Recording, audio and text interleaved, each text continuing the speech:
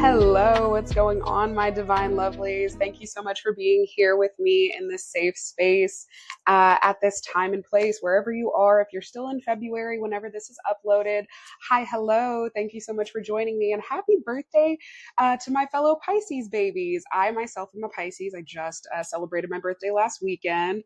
So I would love to hear about any birthday celebrations or plans that you guys have and how old you're turning. Because honestly, I feel like whenever you learn someone's age and you get to tell which Saturn placement they have, and it will tell you so much about that individual in general, because Saturn is how we receive discipline and some of the disciplinary actions that we create and put upon ourselves. So depending upon the Saturn placement will sometimes depend upon the person, and how they act. Anyway, I digress.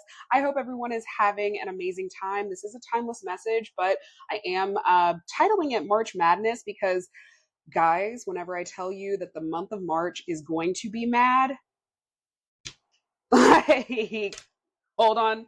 Hold on to your seatbelts because it is. We have two planets going retrograde this month. We have Venus as well as Mercury. So they are going into April, going into the next month, where they will then station direct in April, the earlier parts of April. And then on top of those two planets going retrograde this month, we also have eclipse season happening this month. We have our first of two eclipse seasons. The next season is going to be happening in September. So we'll be able to cover that whenever it comes time. But I don't know if you know, these eclipses for this year are going to be transiting with the nodal axis that we just had shift. So we did just recently have the North Node move into Pisces and the South Node move into Virgo, because it goes backwards, like the retrogrades, the retrograde planets, and also any positioning does. It goes and starts with the last degree of the sign. So because it was in Aries, it ingressed out of Aries and went all the way into Pisces. So it starts at a 29 degree and then it goes from there until it reaches 1, so on and so forth. So the nodes are not the same whenever it comes to planetary movement. That's why they're not considered planets. They are positions and points in our chart individually regarding your advancement and how you are the best version of yourself or the highest version of yourself. Because we always want to do what we can to become better, right? Because we don't have to constantly deal with a bum leg. We can go to the doctor, we can go and have procedures done, we can do therapy, physical therapy, occupational therapy. There are ways that we are able to eliminate certain ailments in our body. The same is with spiritual. The same is with your spiritual body. The same is with your emotional body. It's such a significant placement whenever you have your own North Node interacting with the transiting North Nodes. It truly means that there is some significant shifts, some significant changes that are happening into your life that you need to be paying attention to, and you can be expecting that. So anybody who has Pisces or Virgo placements, this eclipse season is going to be affecting you. This whole year going into next year is going to be affecting you and changing and shifting either you, your perceptions, your life. There's so many things. I'm going to say more so it's going to be on your outward environment in your life, especially the eclipse season, because our first lunar eclipse that we have is in Virgo, and that is on March the 14th. So whenever it comes to the eclipses, you'll hear lunar and solar. They're still the moon. They're still pertaining to the transits of the moon. However, the significance is that one is a new moon and one is a full moon. The lunar eclipse is a full moon and the solar eclipse is the new moon. So with that understanding, we have the full moon in Virgo, the lunar eclipse in Virgo on the 14th of March. All the Virgo placements and mutable placements, including Pisces, Sagittarius, and Gemini, are going to be affected by this lunar eclipse the most, along with everyone else who is kind of being tied into the Venus retrograde in Aries and the Mercury retrograde in Aries. So for the month of March, my cardinal signs, Aries, Cancer, Libra, Capricorn, this includes you. You're going to be affected, and you can expect some dramatic shifts in your life, in your environment, in your outward, your outward environment, or even just in your mindset and what is now important to you and what you will no longer stand for. Because if Aries is anything, they're going to let you know whenever something is wrong, and they're not going to stand for it. They do not settle for what does not satisfy them. And I love that about them. People have a tendency to associate Aries with a few bad traits, like everyone does with all the signs. But I feel like bad traits are usually misinterpreted ways of people coming off in their most authentic ways. Like for Aries, for an example, people will say that they're short tempered. People will say that they can be childish. And honestly, the childishness comes from them standing up for themselves, because if you've noticed, children themselves don't tolerate any mess. They speak out what they speak up for themselves. And a lot of people get uncomfortable with that. A lot of people get uncomfortable whenever others are speaking up for themselves. Aries embodies that energy so well. So whenever you think of yourself as being insufferable, or someone calls you that, or they're calling you childish, just identify, well, I'm glad. I'm glad. At least my childish self would love me. At least my childish self would be happy by me doing this. So if that bothers you, then that's your problem, like Aries would say. That's a you problem. So without further ado, I'm going to introduce you to these decks that we're going to be doing for this pick a pile for our March Madness Tarot spread. I don't know why I was inspired to do this spread, but I promise, like, it was probably because I was looking at my March astrology calendar that's available if you want to go and download it on Patreon. And I was just like, oh my gosh, we have so many aspects. March is overloaded.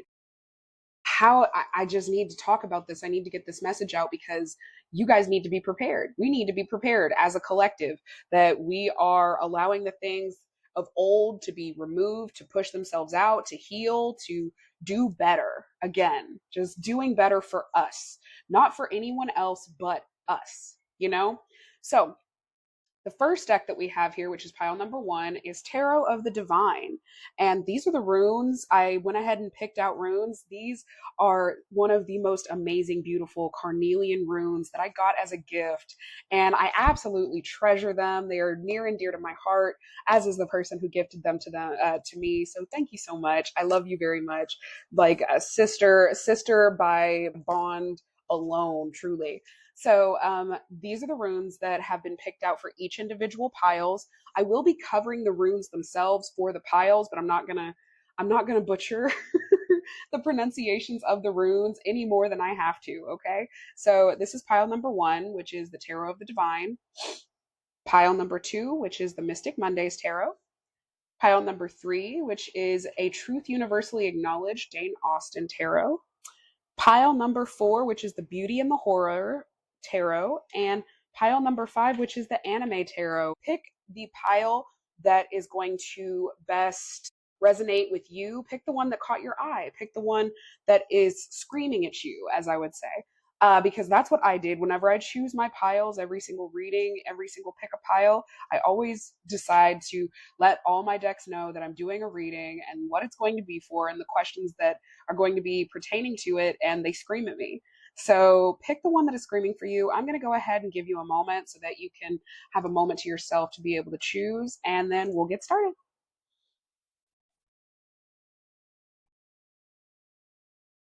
Hello, my divine pile number 1. Thank you so much for joining me here in this wonderful safe space that we have.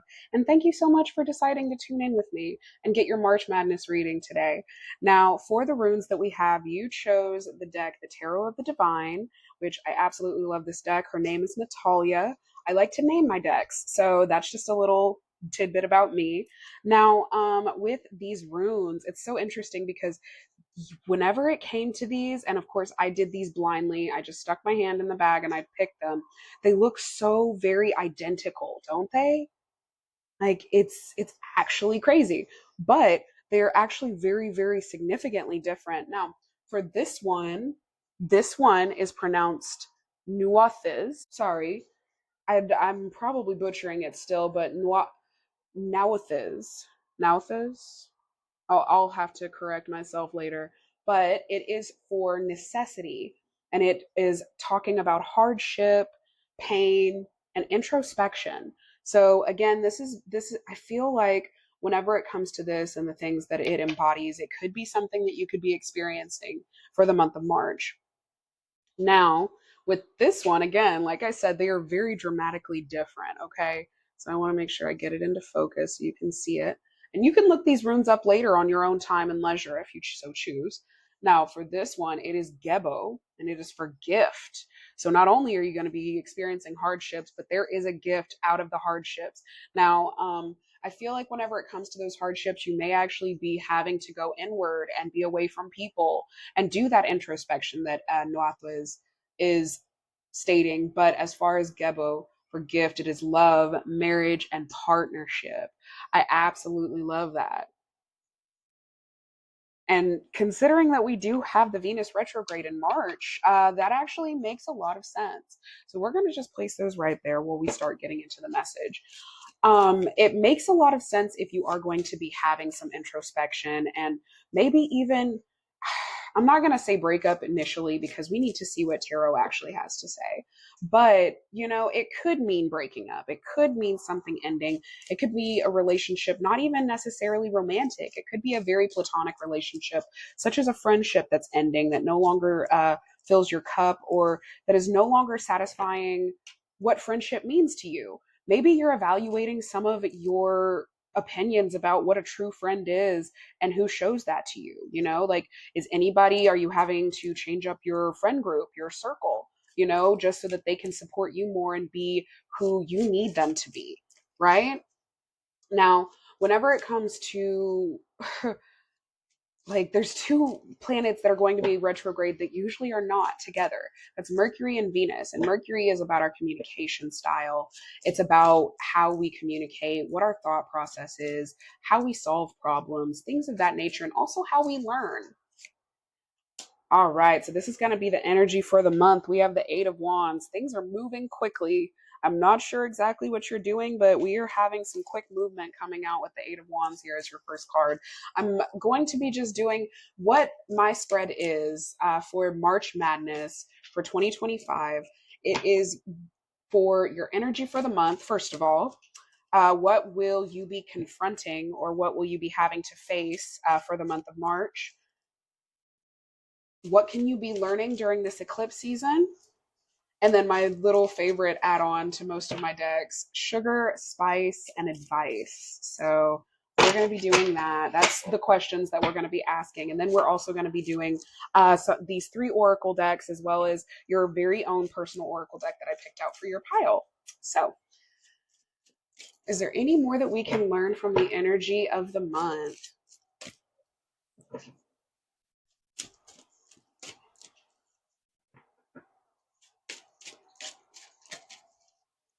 Yes, there is. Knight of Coins, or traditionally Knight of Pentacles, and it is reversed. I do read reversals. Excuse me. Oh my goodness. I had felt like I had a frog in my throat there. I do read reversals, but for those of you who are new to reversals or don't read reversals for your own practice or whatnot, that is part of what I do. So regarding these two, as for your energy for March, something quickly is happening. You're about to actually see, especially with the Eight of Wands and the Knight of Coins together. And the Knight of Coins, again, is being reversed. So with the Eight of Wands here, there's quick movement. There's quickness happening for the month of March for you. There are going to be quick changes, quick shifts. You may be, with the Wands being related to action and also being related to fire signs. So you could be a Sagittarius, Aries, or Leo placement. This is going to be embodying the actions. You're going to be taking some very quick actions for the month of March that are going to be pointing out where things don't work. The Knight of Coins upright, he is a very meticulous man. He works hard, he does his job, he goes home, routine, diligence, making sure that all the T's are crossed and I's are dotted. It can be very monotonous, it can be very routine and boring, but his work produces results, as he, of course, being ruled by pentacles or coins. That is material wealth. That is things that you can at least touch or feel in this material world and realm. So you're about to see what is not working in your life, whether that be the way that you make money, whether that be the people who you have around you, or the habits, your spending habits, evaluating your budget. There are going to be some quick actions that are taking place, either by you or somebody else, something that is out of your control, and it's going to be like poking holes in your ship. You know what I mean? Like, stop blowing holes in my ship. Like, you're gonna start having to patch up some things, which actually makes sense why you have nuances here about the necessity, about the pain and hardship and introspection. You are going to definitely be doing that. Now, what will you be confronting? Oh, the world reverse. What will you be confronting for March? What needs to be? Ooh, okay. I tell my decks to keep it simple, but apparently they cannot. We got two sets of sevens here. That's very interesting because we got the Eight of Wands and then we got sevens here. There's steps that are taking place that may actually be completely, like, that you may be completely oblivious to, honestly. We're going to position this better so that you can see the layout. Now, sevens in tarot, they come after sixes. Sixes usually come with victories or changes, because the Six of Swords is about dramatic changes and moving on, moving past a difficult situation. The Six of Cups is about nostalgia, and the Six of Pentacles is about generosity and receiving and giving back equally.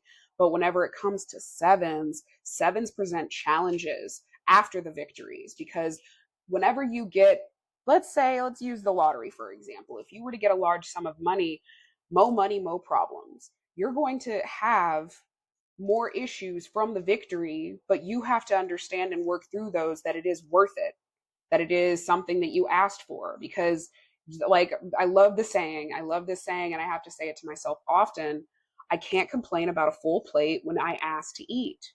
You wanted to be fed, you asked for it, you asked to be fed, and that is what you get.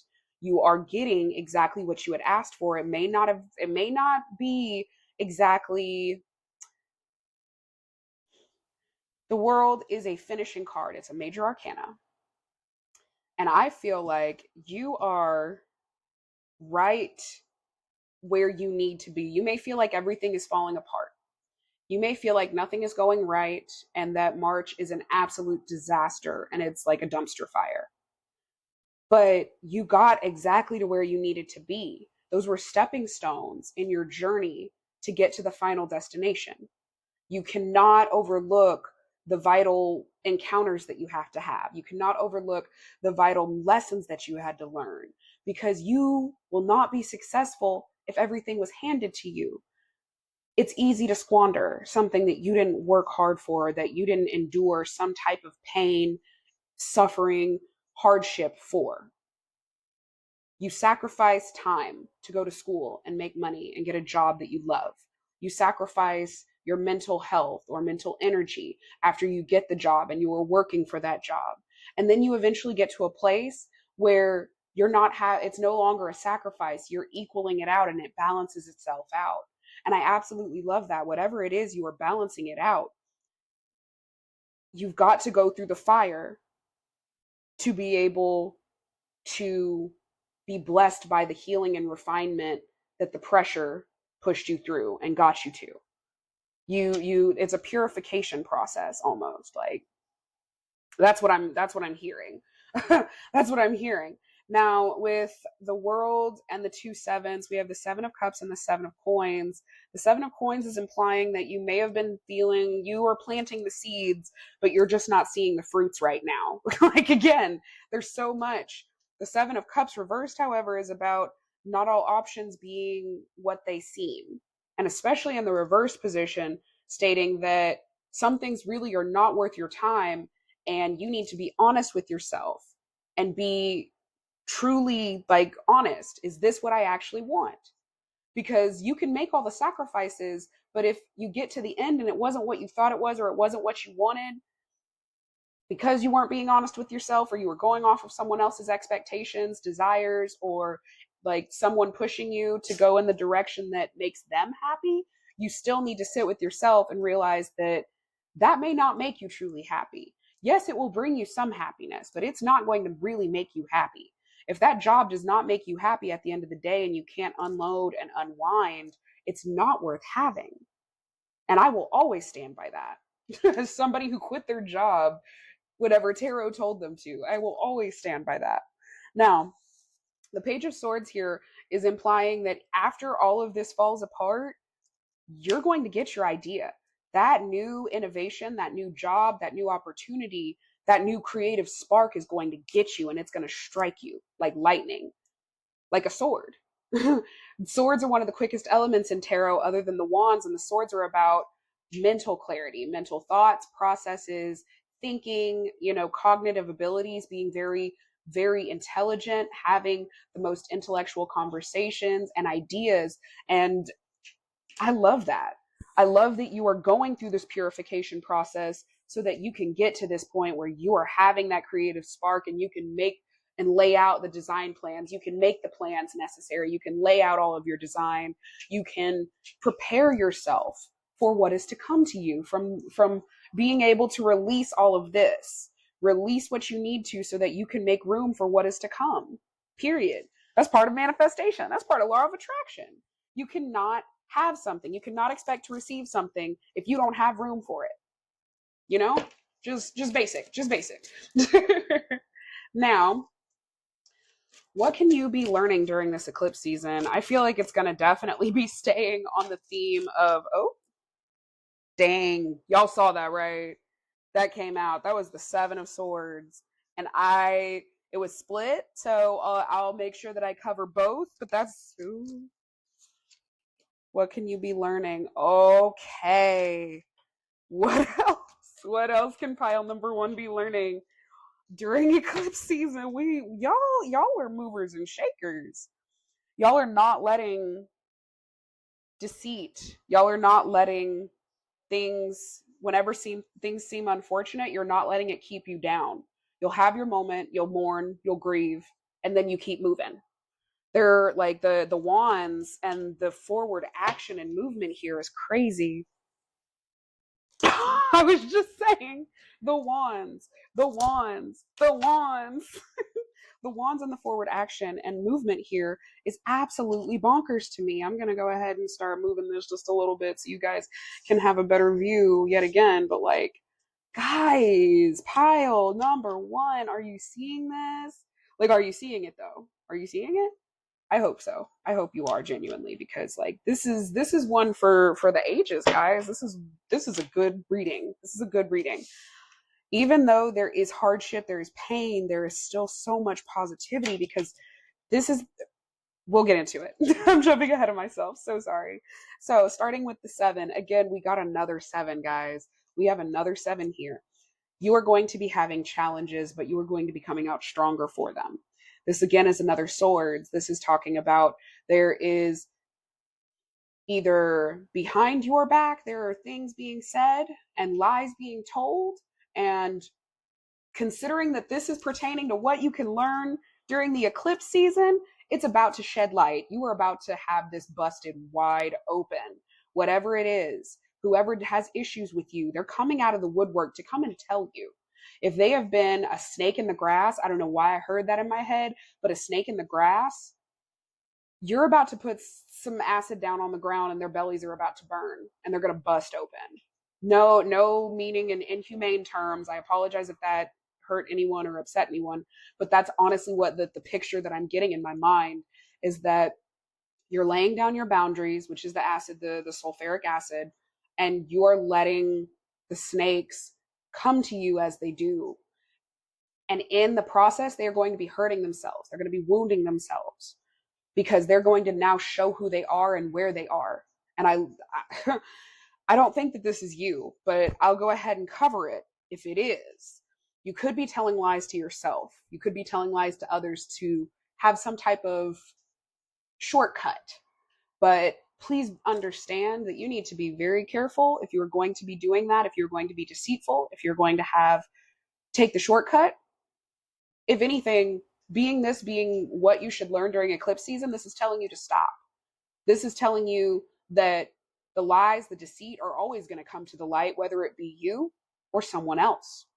Especially with the Wheel of Fortune reversed here. The Wheel of Fortune reversed, another major arcana. I love it. Another major arcana. You have some major changes that are happening, and you're about to see that sometimes unfortunate times don't actually mean that you have to be unhappy or unfortunate. Sometimes whenever you're on, so the Wheel of Fortune usually is depicted by a wheel turning, and it's the Wheel of Fortune literally. And it shows that whenever you're up at the top, everything is going your way.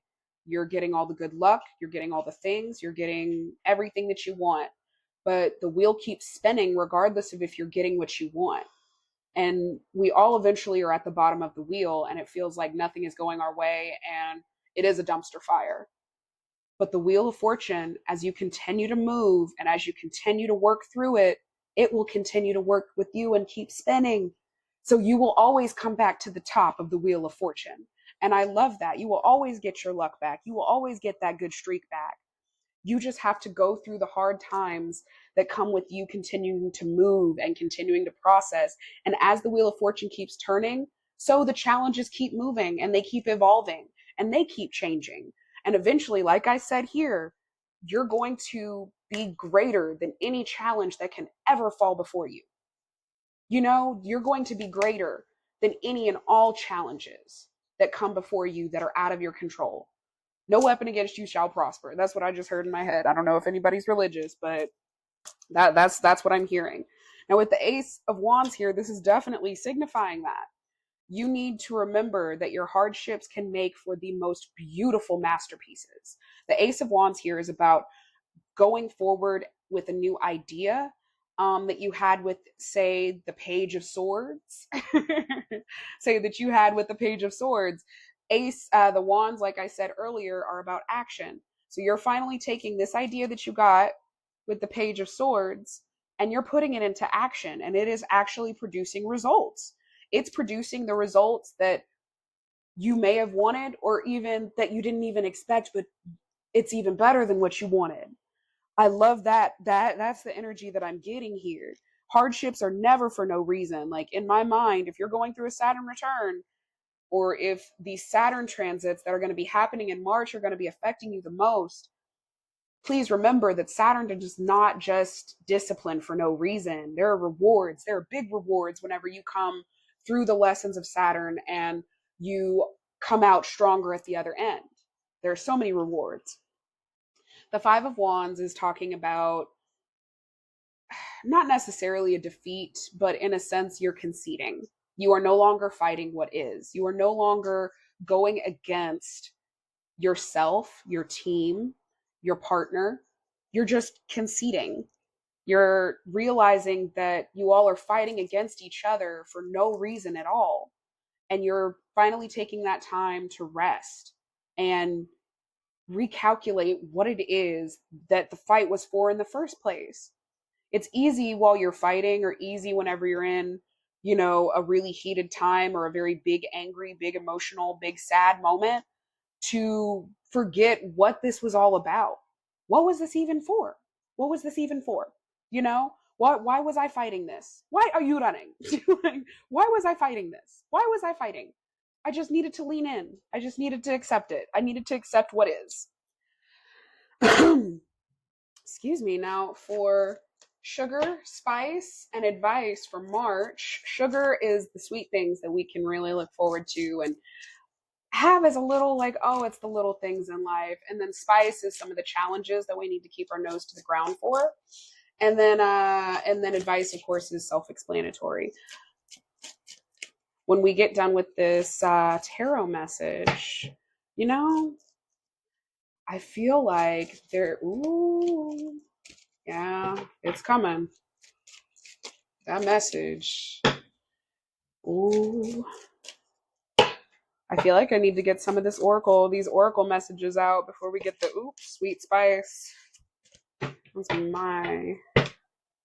I feel like we need to get some of these oracle messages out really quick. So we're going to go ahead and, okay. There it is. Durga. So Durga. And Nyx. Some of you may work with these goddesses. Some of you may identify with them. They may be your archetype. I'm not quite sure. Are there any other messages for the month of... okay, we're just going to collect that real quick. And ayahuasca. This is the Spirit Allies Oracle deck, and it is one of my essentials. I absolutely love it. Now for Durga. All right.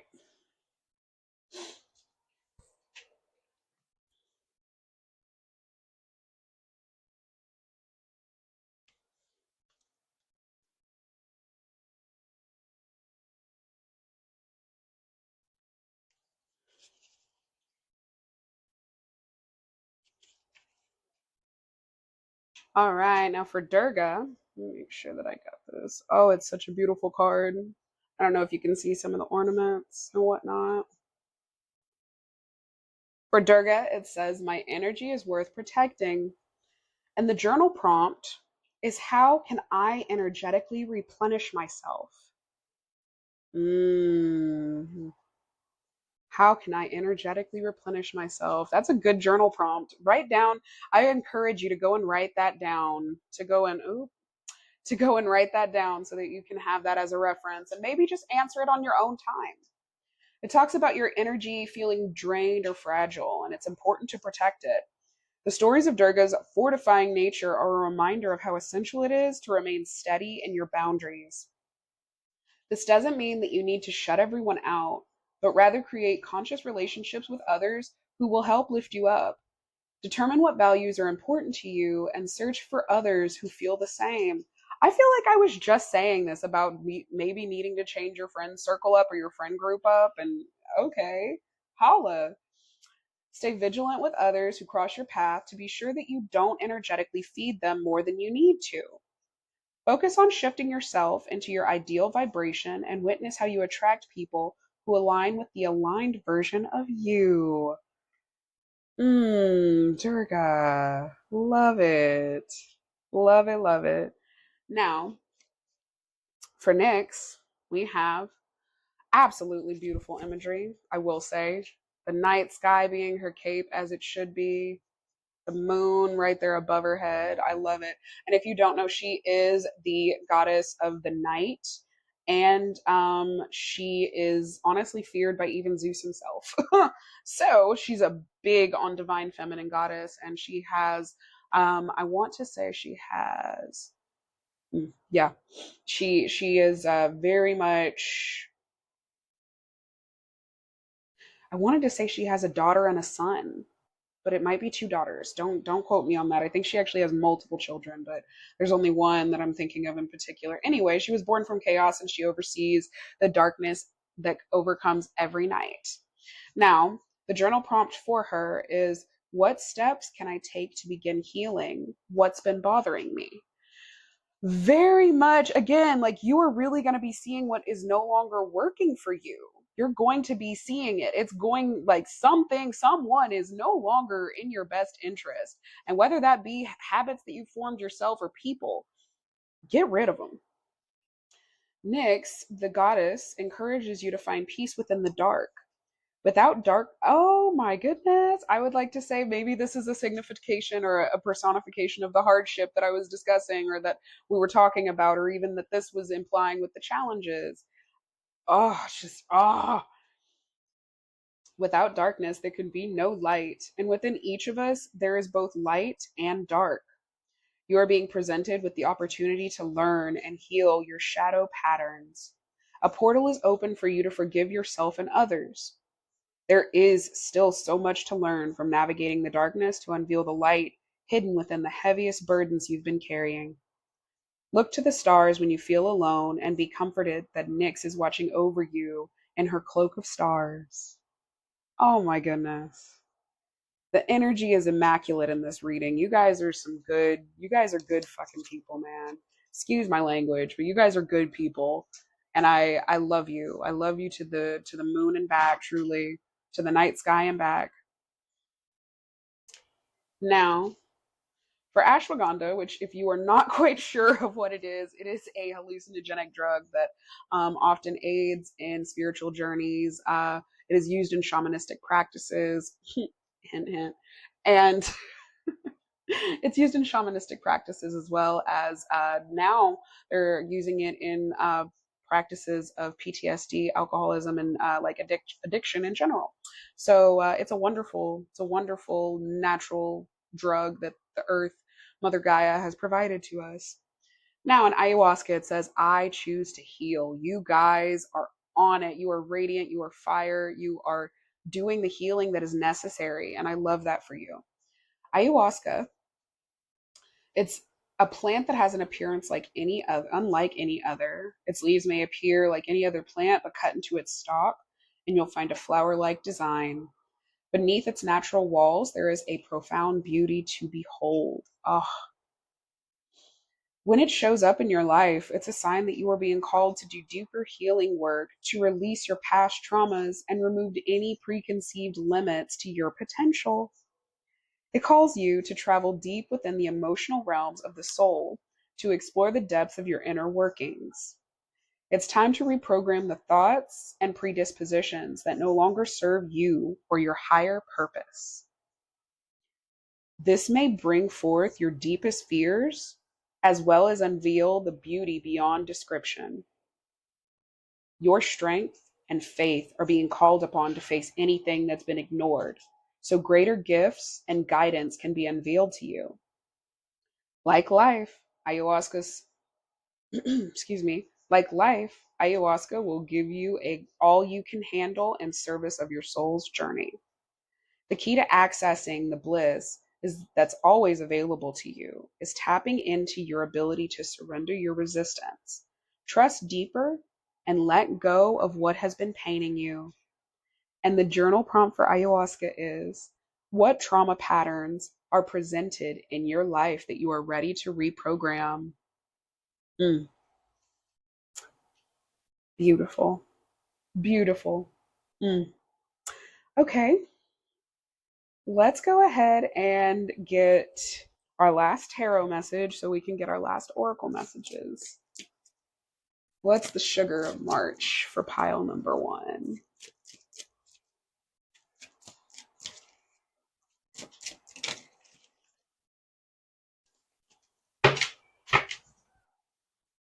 Whoop. 9 of Wands.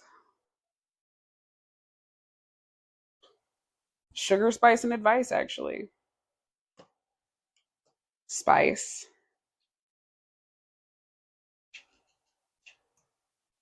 And advice. Let's put these. You have a lot of reversals, which a lot of reversals doesn't necessarily mean a bad thing. It's more so just assessing the fact that you are going to be revisiting some things that you have been putting on the back burner. And that's okay, because we have to get it out there and air it out some way. Now, for the Nine of Wands talking about this being a last resolve and a last, this is the final step. Like you are finally there. You're almost at the Ten of Wands, which talks about achieving the things that you wanted, but it coming with more responsibilities. The Nine of Wands is about being exhausted, but also being on that final step before you enter a new journey, a new era of life, a new way of being. You're going to have more responsibilities. You're going to have more things coming at you. But again, you can't complain about a full plate if what you asked for is to eat. Stand by it. So that is the sugar. You are actually on your last, like, this is the last leg of it.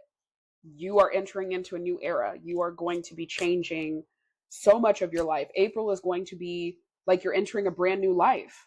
Honestly, like that is what the energy is giving. The moon reversed here about being the spice. This is about what we need to be aware of and keep our nose to the ground for. And with the moon being, first of all, it's represented by Pisces. So just keep that in mind. It is Pisces season. It is represented by Pisces. So with that being said, this is going towards uncertainty. The moon is about uncertainty and not knowing what to do. However, the moon reversed talks a whole hell of a lot about being in that uncertain place, but allowing fear to overcome you and overwhelm you. And definitely with the fact of Nyx being here before we even did this final message, it makes so much sense. You need to be very confident, very self-assured that you are doing the right thing. And don't worry about your decisions and making them for others. You need to make sure that at the end of the day, you are thinking about how this affects your life permanently, because everybody can give opinions and everybody can give advice, but you are the one who has to live with these things. You are the one who has to live your life going forward off of whatever decision you make. Be very mindful and do not be scared.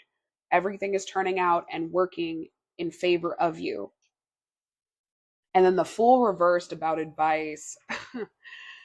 This is about planning. This is about not taking that step. Do not be foolish. Do not be naive. Make sure that you are doing your due diligence to make sure that I was going to say, I don't know if they consider that nudity. It's not really, but anyway, make sure that you are doing your due diligence whenever it comes to taking the next steps. After the Page of Swords, whenever it comes to the Ace of Wands and the Eight of Wands and moving, do the moves that feel right to you. If they don't feel right, that is an immediate compass, an immediate thing telling you, I need to reconsider this and count all of the variables included, including myself, my needs, my wants, my future, and my goals. Because nobody needs to be influencing your decisions for you. Okay? Now, let's get this final oracle message for the month of March. I'm going to rearrange this so we can see this a little bit better, Oh, this message has been amazing.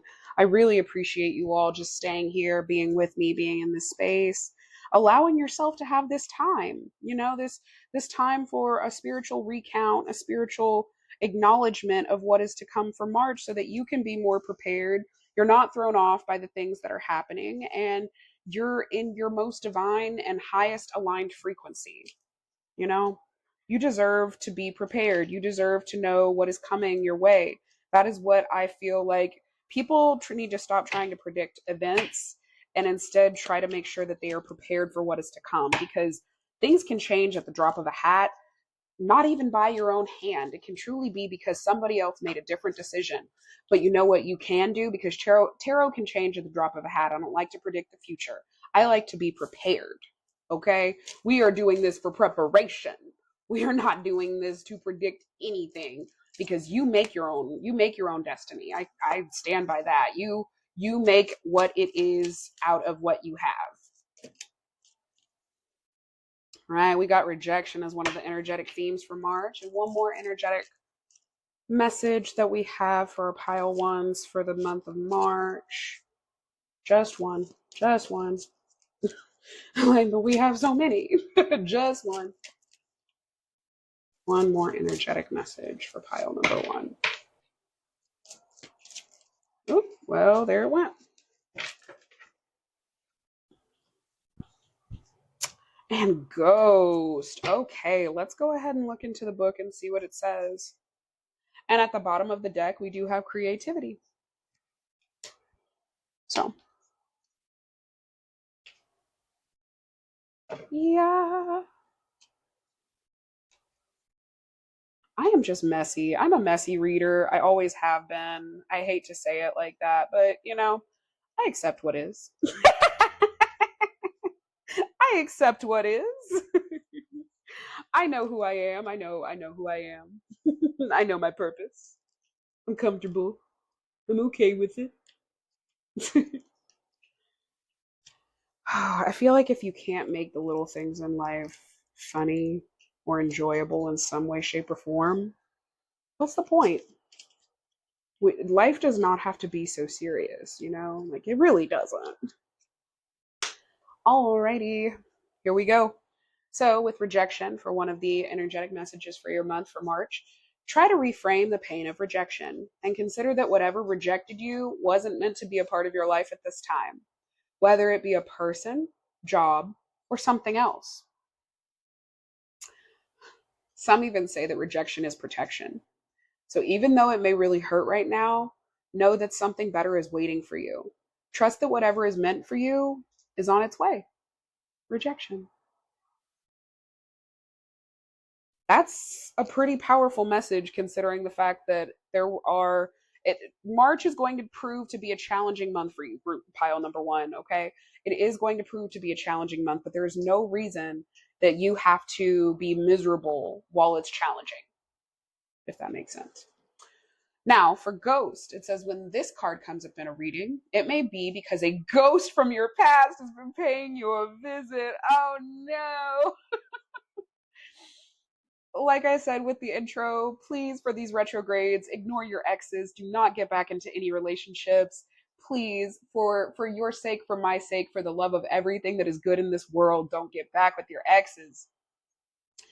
Now, your ghost may be something unresolved or repressed, or a person or situation from your past. Again, the introspection, the introspection.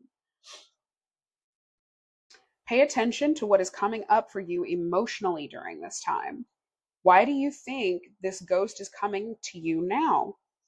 What is it here to teach you? It's either a teacher or a tester. Teaching and testing, testing and teaching.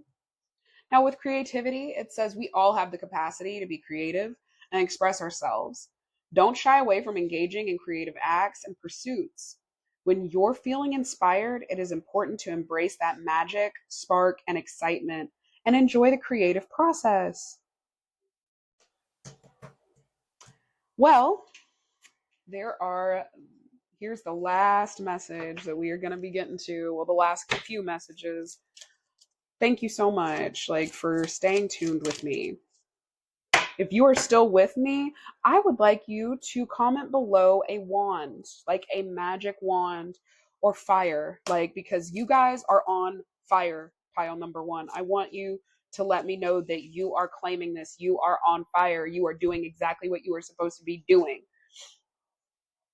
Oh, okay. So with our romantic oracle, it says religious factors. Your love life is influenced by your religious upbringing and spiritual path. There could be some things going on where people are disrespecting you and your religious factors, whether it be your faith, your spirituality, or your actual religion.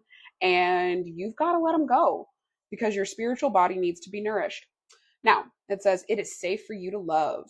Open your heart to give and receive the highest energy of all. I do wonder. I feel like this is definitely encouraging you to love the people who you have never been in contact with before, showing infinite love. Like my tattoo, showing infinite love, if you will. I love you, but I have to do this for me. I love you, but I got to make sure I cut this off. I love you, and we're going to go spend some more time together. Reach out to a friend, do some stuff, go do the things. Go do the things, guys. Do not be unsatisfied or be a hermit because you are having hardships and challenges. Whoop, there they go. All right, last messages for group number 1. Thank you again so much for being here with me at this time. Now we have caution. It says find out more information. Don't overwork yourself. And water sign, Cancer, Scorpio, and Pisces. You could yourself be a water sign, Cancer, Scorpio, or Pisces, or you yourself could be having a Cancer, Scorpio, or Pisces that is in your life.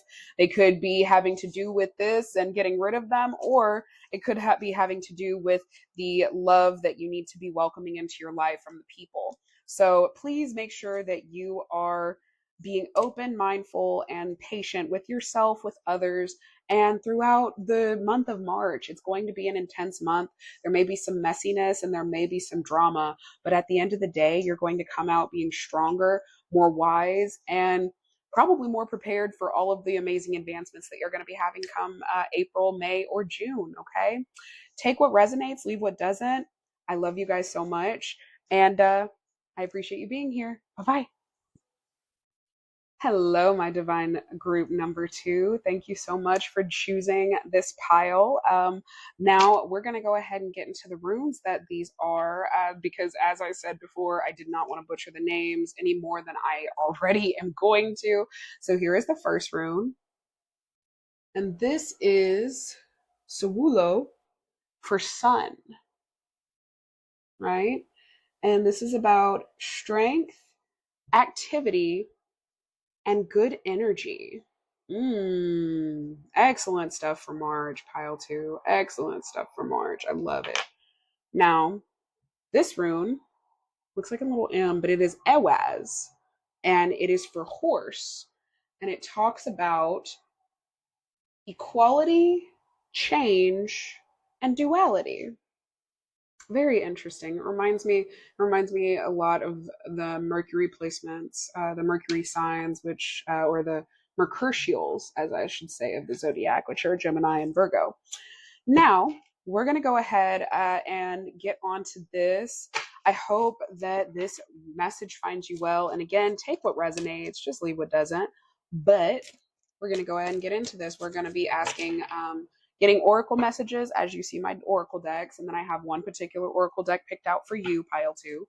Now, we're going to be doing the energy for the month. What are some things that you'll be confronting for March?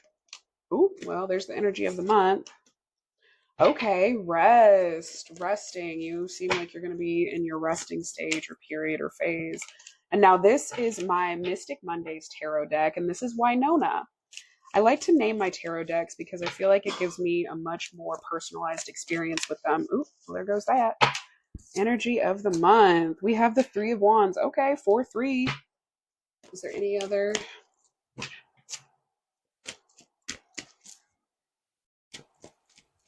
Okay, let's get into it. So for the energy of the month for you, pile number two, it looks like you are going to be having some rest. I don't know if this is going to be actual physical rest or if it's going to be just a mental break or rest for you. But the Three of Swords is definitely about resting. As you can see, she's chilling. She's allowing herself to just be and be at peace. The Four of Swords is about allowing your mind to rest because swords rule the mental. They rule our thoughts. They rule our thought processes, the way that we communicate and the communication coming to us. And this could signal a time where you're not going to be talking to many people. March may be a month where you're just kind of staying to yourself. If people want to come by and see you, they can come and see you. Otherwise, you're just resting, you're chilling, you're vibing. Now, with the Three of Wands here, this entails that you are going to be doing some planning here. There's going to be some future planning that you're taking place, which probably, honestly, is why you're resting. If you are resting, but you're also planning for your future, this is not necessarily implying that this is a complete sedentary rest. This could be a passive active planning rest. You know what I mean? Like this is a passive planning rest.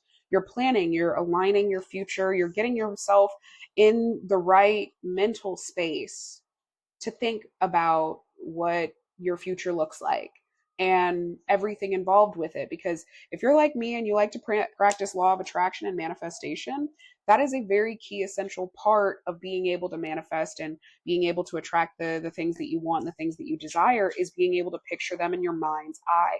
If you can't picture them in your mind's eye, then you might as well just be throwing in the towel. If you cannot picture them in your mind's eye, you need to be going back to the drawing board and seeing, why can you not see this in your mind's eye? What is blocking you? Is that really not what you want? Or what are you looking for? All right. Now for what will you be confronting for March? What is going to be confronted? What are you facing the brass tacks of? What's going to be confronted during the month of March for pile number two?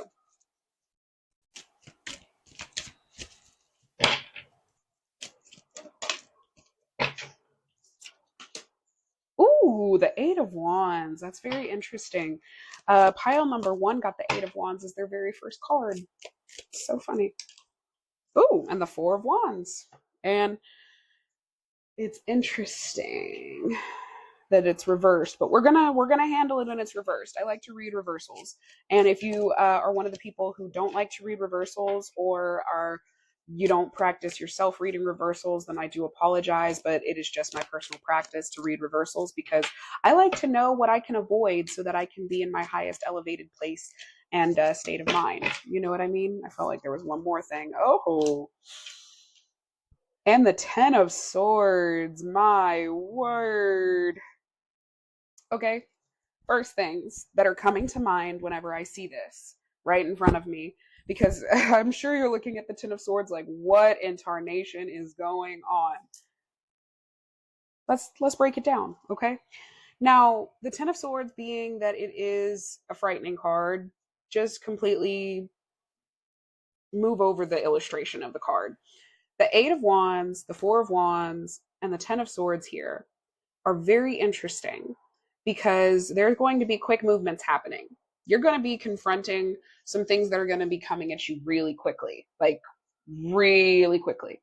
And that doesn't necessarily mean that you're not up or ready for the challenge, but it's going to shake you. It's going to be honestly showing you the Four of Wands being your home and your foundation and your structure, but it being in disharmony, it's desynchronized. There may be some arguments going on in the home. This could have to do with someone in your home actually betraying you, and it happens quite quickly because the Ten of Swords is about betrayal. The Ten of Swords is about being stabbed in the back by something or someone.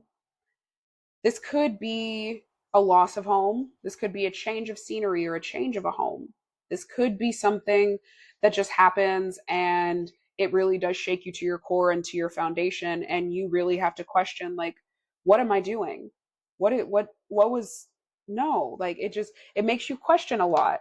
It makes you question people. If you can trust yourself, if you can trust your judgment and how you perceive people even. But let's see what you can learn during this eclipse season, because I am very interested to see pile number 2. It's very interesting because you already have you have the Three of Wands and the Four of Wands right next to each other. Very interesting on the themes, like the numbers. The numbers. You have a lot of wands already. There's going to be a lot of action that's going to be moving.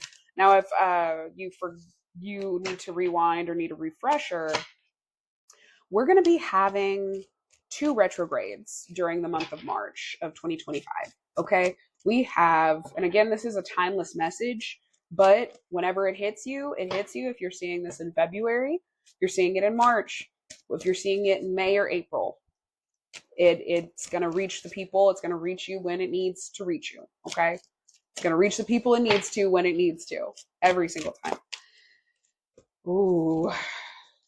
You know what? I feel like we need a little bit more like, what else is pile number 2 going to be confronting? I feel like there's just, okay. Yep.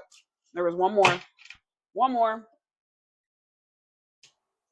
The Knight of Cups, the socialite, the flirtatious guy, girl, however you identify, they, them, he, she. However, okay, you are going to be confronting, I don't know if this is relationship related, but there is going to be, I feel like the runes are coming into play as well here, because you have, you have Sawulo, which is sun, strength, activity, and good energy, which, because you're in resting and you're planning, of course that's good energy because you're just surrounding yourself. But with the other rune here, Ewaz, of horse, equality, change, and duality, there's going to be some quick changes. And it may be with the people who you're living with, if you have roommates, if you live with a partner, if you live with your family. There are going to be quick changes. There's things that you need to confront within your homestead, within your home front, within your foundational, like, home. And with the Knight of Cups here, in addition to this, because it is a court card, it could be a person, this could be a man that is causing or ushering in the changes that are happening in the home. This could also be the energy that you're embodying, very flirtatious, being able to skirt along the room and talk to everybody, and being able to, I hate to say it, but the Knight of Cups, because he is flirtatious and he's very social, he knows how to read a room and he knows how to manipulate a room too. So there could be some manipulation that you are having to confront within your home that is going to happen like quick fire. You know what I mean? It's going to be happening really, really, really quickly. And I feel like it's going to be resolved really quickly too. If I'm being completely honest, it gives the energy that it's going to be resolved really quickly. We have another knight here though for what you can learn during this eclipse season. We have the Knight of Swords, and he is a very different type of knight. The Knight of Swords is an intellectual man. He is not emotionally or emotional based. Oh my goodness. Another card, like reversal and all, that pile number one got. I don't know if you guys were kind of going between pile number one and pile number two, but I think you guys probably need to hear the same thing, or something similar. So you can go back and watch pile number one's message. I'm just letting you know. um, that's very interesting. What else can pile number two be learning for this eclipse season? The Knight of Swords is a very intellectual and logical man. He doesn't allow emotions to cloud his judgment. And then we have the Two of Wands reversed. What you can learn during this eclipse season, because we have two sets of eclipse seasons. We have the current one that's coming up in March, and then we have September when we're going to have the eclipses again. And you're finally not allowing the emotional manipulation that somebody's been doing to you, maybe even either right in front of your face or behind your back. Somebody has been manipulating people's emotions, or at least people's perspectives about you, and you're handling it like an actual boss. Yeah, you're handling it. You're handling it. We have temperance, patience, knowing that everything balances itself out. And then we have the King of Cups. You're handling it, like, even in the emotional, like, forefront of it. You're handling it like a boss. You're being mature. You're not allowing this to phase you or get you out of character. You're resting. You're allowing yourself to just be. Okay, if you're going to say that about me, bet. I'm going to be here. I'm going to be doing me. I'm going to be planning meticulously. You want to do that? You want to accuse me of that? You want to say I did that to you? You want to say that this is how I am and you don't know anything about me? Well, guess what? Run it. I'm going to keep to myself. I'm going to mind my business, and I'm going to get my shit together and be gone. Like, that's like, sorry, just channeled energy and channeled mental. We have the Knight of Swords here again. Like I said, he's very diplomatic, represents the air signs, which of course are Libra, Aquarius, and Gemini. Knight of Cups is going to represent the water signs, which are Pisces, Cancer, and Scorpio. Whenever it comes to the Knight of Swords, he takes no shit, he plays no games, he just looks at things as they are and he says what it is. He does not get involved in emotional spats with people. He keeps to himself. However, the one fault, because every knight has a fault, because they're not the king, that's the point. Every knight has a fault, and it's because they have to mature into the king. But the Knight of Swords, and his fault is that he can be very crass, and he can forget that there are others to be considered in this situation. He can also be moving a bit too quickly for his mental pace. So make sure that you slow yourself down mentally, to make sure that you are considering, okay, am I overreacting? Is this something that can be handled amongst people, or does this have to actually be handled this way? You're going to actually have to be diplomatic. You're going to have to be intellectual at solving this problem, which makes sense why the Three of Wands is here again. Like, I stand by it. Now we have 3, 4, and 2 of Wands. You guys are moving. We have the 8 of Wands too. You guys are moving. You are moving. You are shaking. You are getting out of this funky ass place, or like space. That's what I'm seeing. You're getting out of this funky ass place or space of wherever it is that you've been at, that has put you into the point where you cannot allow yourself to be burnt out and you have to rest. Very interesting. The World Reversed is talking about delays, not necessarily a big delay, but it's more like a reassessment delay. It's a reassessment delay on what the final form looks like for you. It also is ruled by Saturn. This is about Saturn as well. It's just a delay. It means that you're in the final stretch, but there's going to be some delays, but that's what you're planning for and making your resting. That's what you're resting for. That's what you're planning for. You're currently in a stage of learning that delays happen and there's nothing that you can do about them other than plan. Whenever delays happen, you need to plan it. You need to plan it. The Two of Wands is referring to the Two of Wands is about balancing and considering your plans and considering how they align with you and your happiness level. Now, excuse me.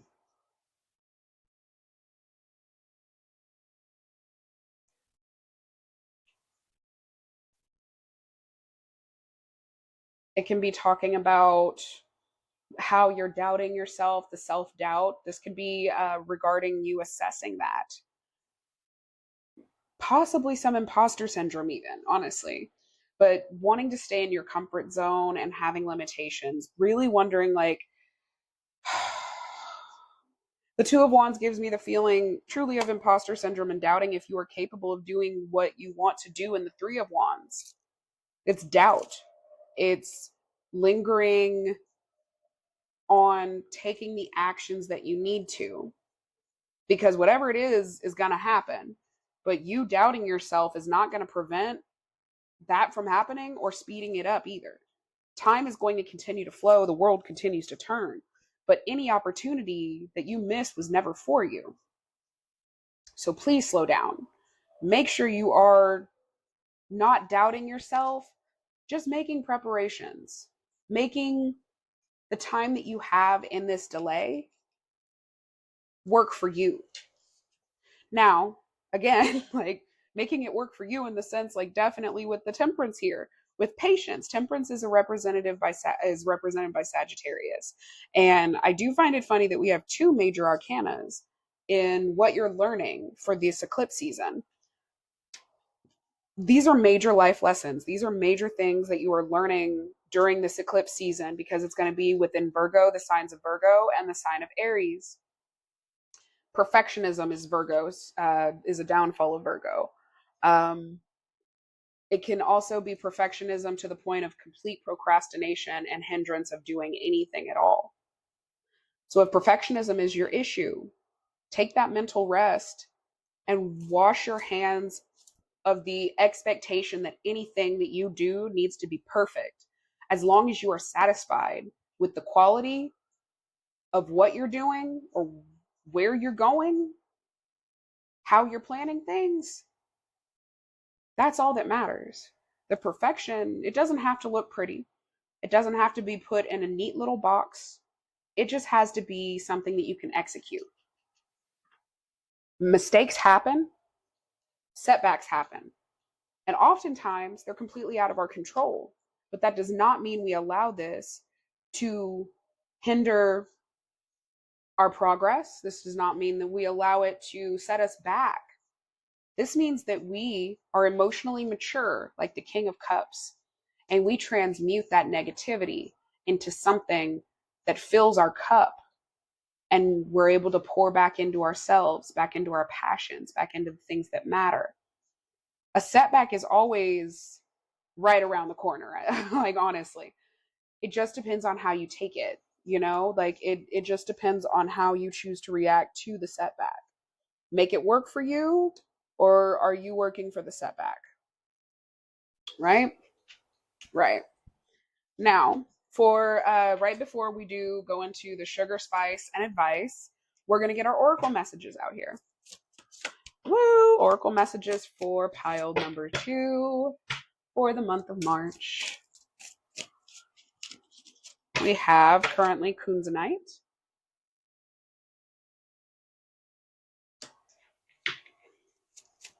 This is the Spirit Allies Oracle that I am getting these from. Are there any other messages that pile number 2 needs to receive for the month of March?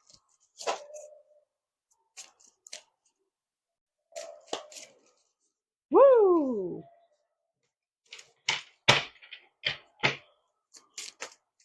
My hands being like the size that they are.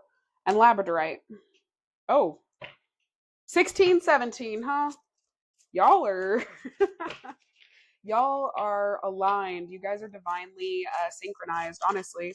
I wonder what your angel numbers have been. Thank you so much for being here with me, though. Thank you for taking this time to be here and to share this space with me. If you are still hanging in there, I want you to comment a world emoji for the world and for some of the setbacks that might be coming. But knowing and being like affirming that you can handle anything and everything and you gonna make it work for you, not the other way around. Nothing can take you off your course except for you and your mindset. So if you choose to stop, of course everything's gonna stop. Don't let that setback take you off your plan, off your path. Oh, and then we get San Pedro cactus. Man, I got some druggy. I got some experimentalists in my piles today. Before we get into that, I'm going to go ahead and get all the oracle. Ooh, okay, energetic message for March for pile number 2. We have rest. Rest. I'm so sorry. Just when tarot just speaks. When tarot just speaks. And then we have anxiety. And at the very bottom of the deck, we have this was in pile number 1's energetic read. I swear, some of you guys may have been thinking about pile number 1 and choosing it. Go back and listen to that message if you need a little extra oomph to remind you what you are not alone. You are not alone in what you are going through. We are together. We stand united together. There is nothing that we cannot overcome when we decide to unite and fortify and strengthen ourselves and heal ourselves and become better. There's nothing. Let's go ahead and get into these messages for the spirit allies as well as my Prism Oracle.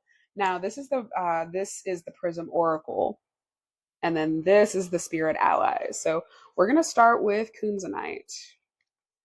And Kunzanite says, let me make sure. There we go. I allow myself to experience joy. And the journal prompt is, what does pure happiness feel like to me? Kunzanite is a pale pink stone, and it's used to encourage empathy and compassion. It's also connected to divine feminine energy and the heart chakra. Think about the last time that you felt truly happy, not just for a brief moment, but pure heart-clenching happiness. Kunzanite is here to remind you to keep searching for that feeling. So often we go through a similar routine that involves similar emotions. What's sometimes missing, however, is that satisfaction in life that comes from a job or a hobby we love or the community that surrounds us. You are being encouraged to pursue what will fill you with unadulterated joy. Apply for your dream job, move to the city on your vision board, or even take the leap and try your hand at an open mic. Life is what you make of it, and you can make it your dream life. I love that. I love that because wherever you're at right now, I want you to remember that you can allow yourself to experience joy even in the darkest of days. Happiness is not something that is an automatic response to anything, but gratitude can end up converting and changing into happiness whenever we are grateful for no matter what it is that we're going through, just the experience itself, so that we can learn and we can see it through a different set of eyes, right? Now, for labradorite, we have, I am open to great periods of transformation. My word. Whatever you're resting for, honestly, usually before we go into a new phase of life, we do have to rest. I've been reading a lot about whenever it comes to transformative periods and like a whole frequency shift and a whole state of mind shift. And oftentimes there is always a death, like an ego death, whenever it comes to elevating your consciousness, there is always some type of period where we get to the lowest form or the lowest vibration or the lowest in general. And then we end up leveling up because we felt it. We allowed it to happen. We allowed that transformation, that change to come into us and transform us and change us for the better. Labradorite is a distinctive crystal and it holds a strong connection to channeling your higher self. Caught in just the right light, its iridescence shines like no other. Labradorite is a stone of awakening.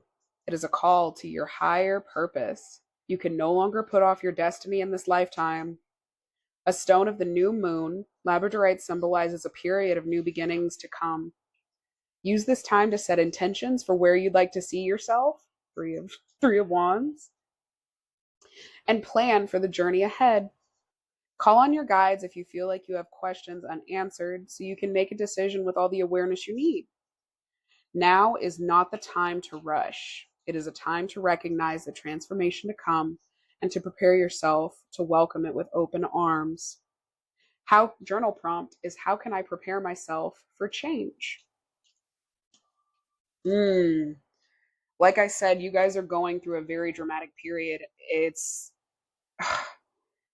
an amazing, magnificent time. March is going to be propelling you and pushing you in the right direction towards your wildest dreams. Please let it happen. Allow that transformative experience. Allow the ego death. Allow yourself to rest and recover and recuperate and be ready for what's to come, right?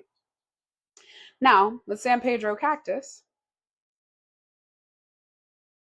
I'm like straighten my hand. It says, I am stepping into my desired reality. Oh my goodness, guys. Like, I can't make this up. I truly cannot. I love whenever my tarot reads hit like this. Despite the spines that extend along its whole stalk, do not let this cactus fool you.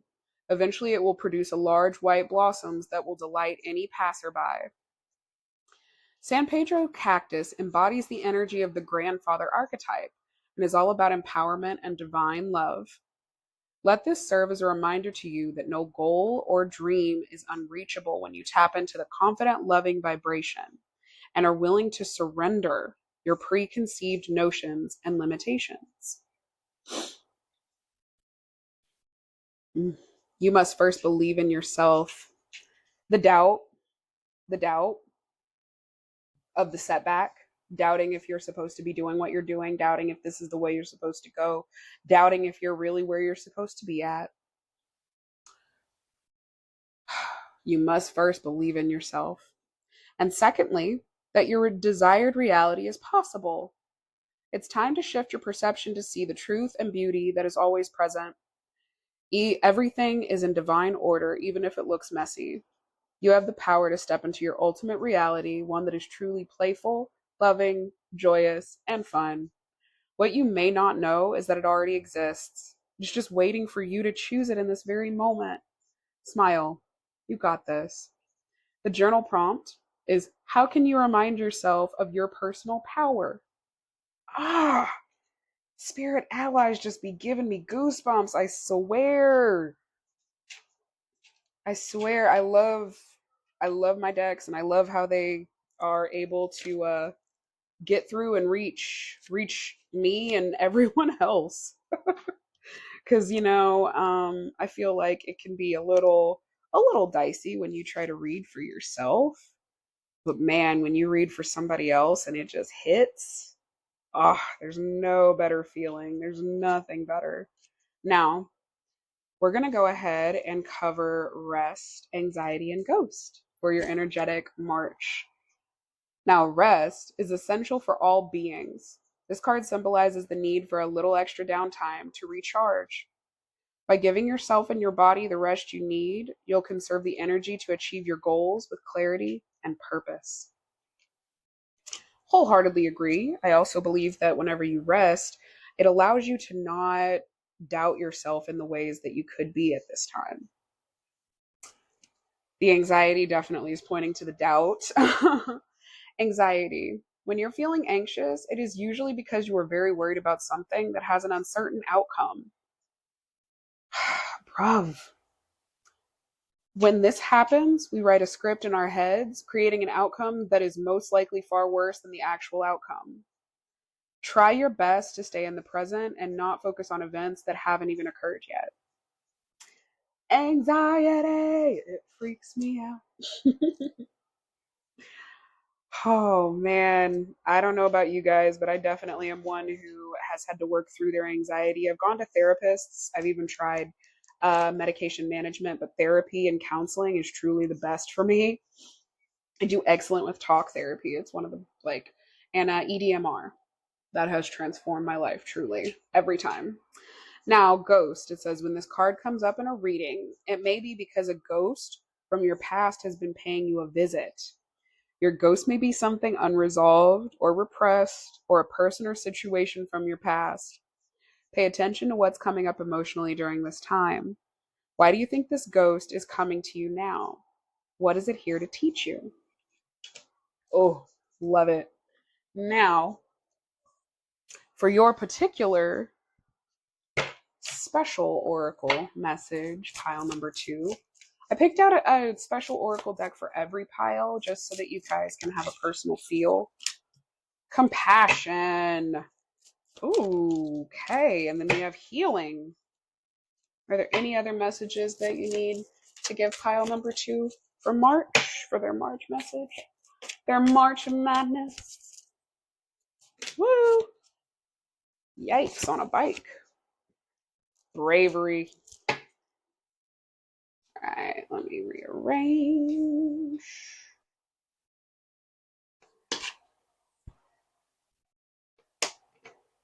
There we go. All right. Now, compassion. It says you are being asked to be kinder to yourself, to give yourself a break. Instead of being a taskmaster, a bully, a horrible friend, be a loving comforter who always has your back.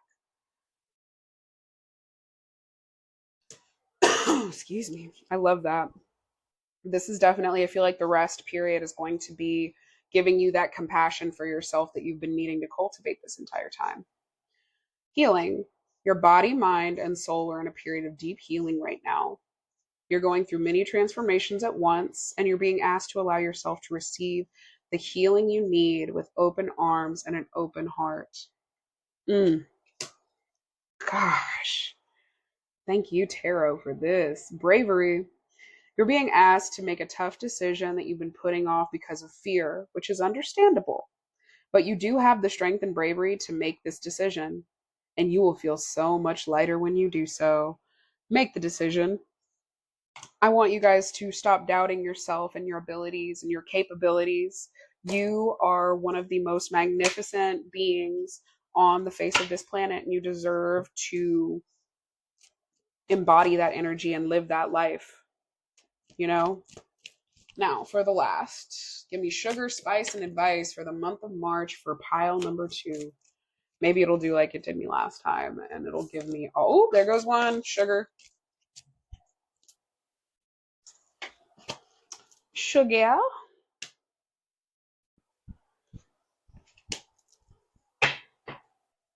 Spice.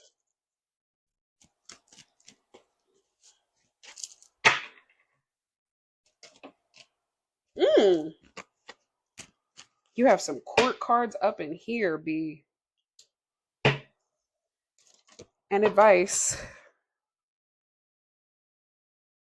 Well, there that goes.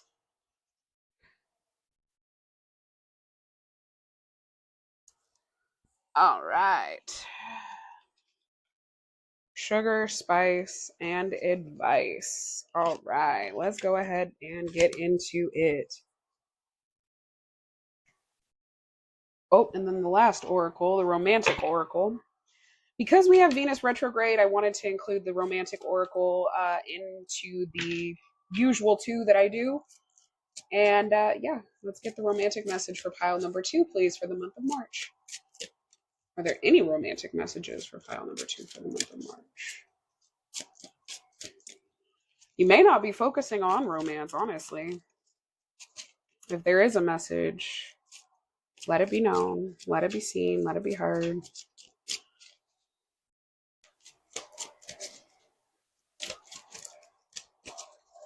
No, I don't think that they're. Oh.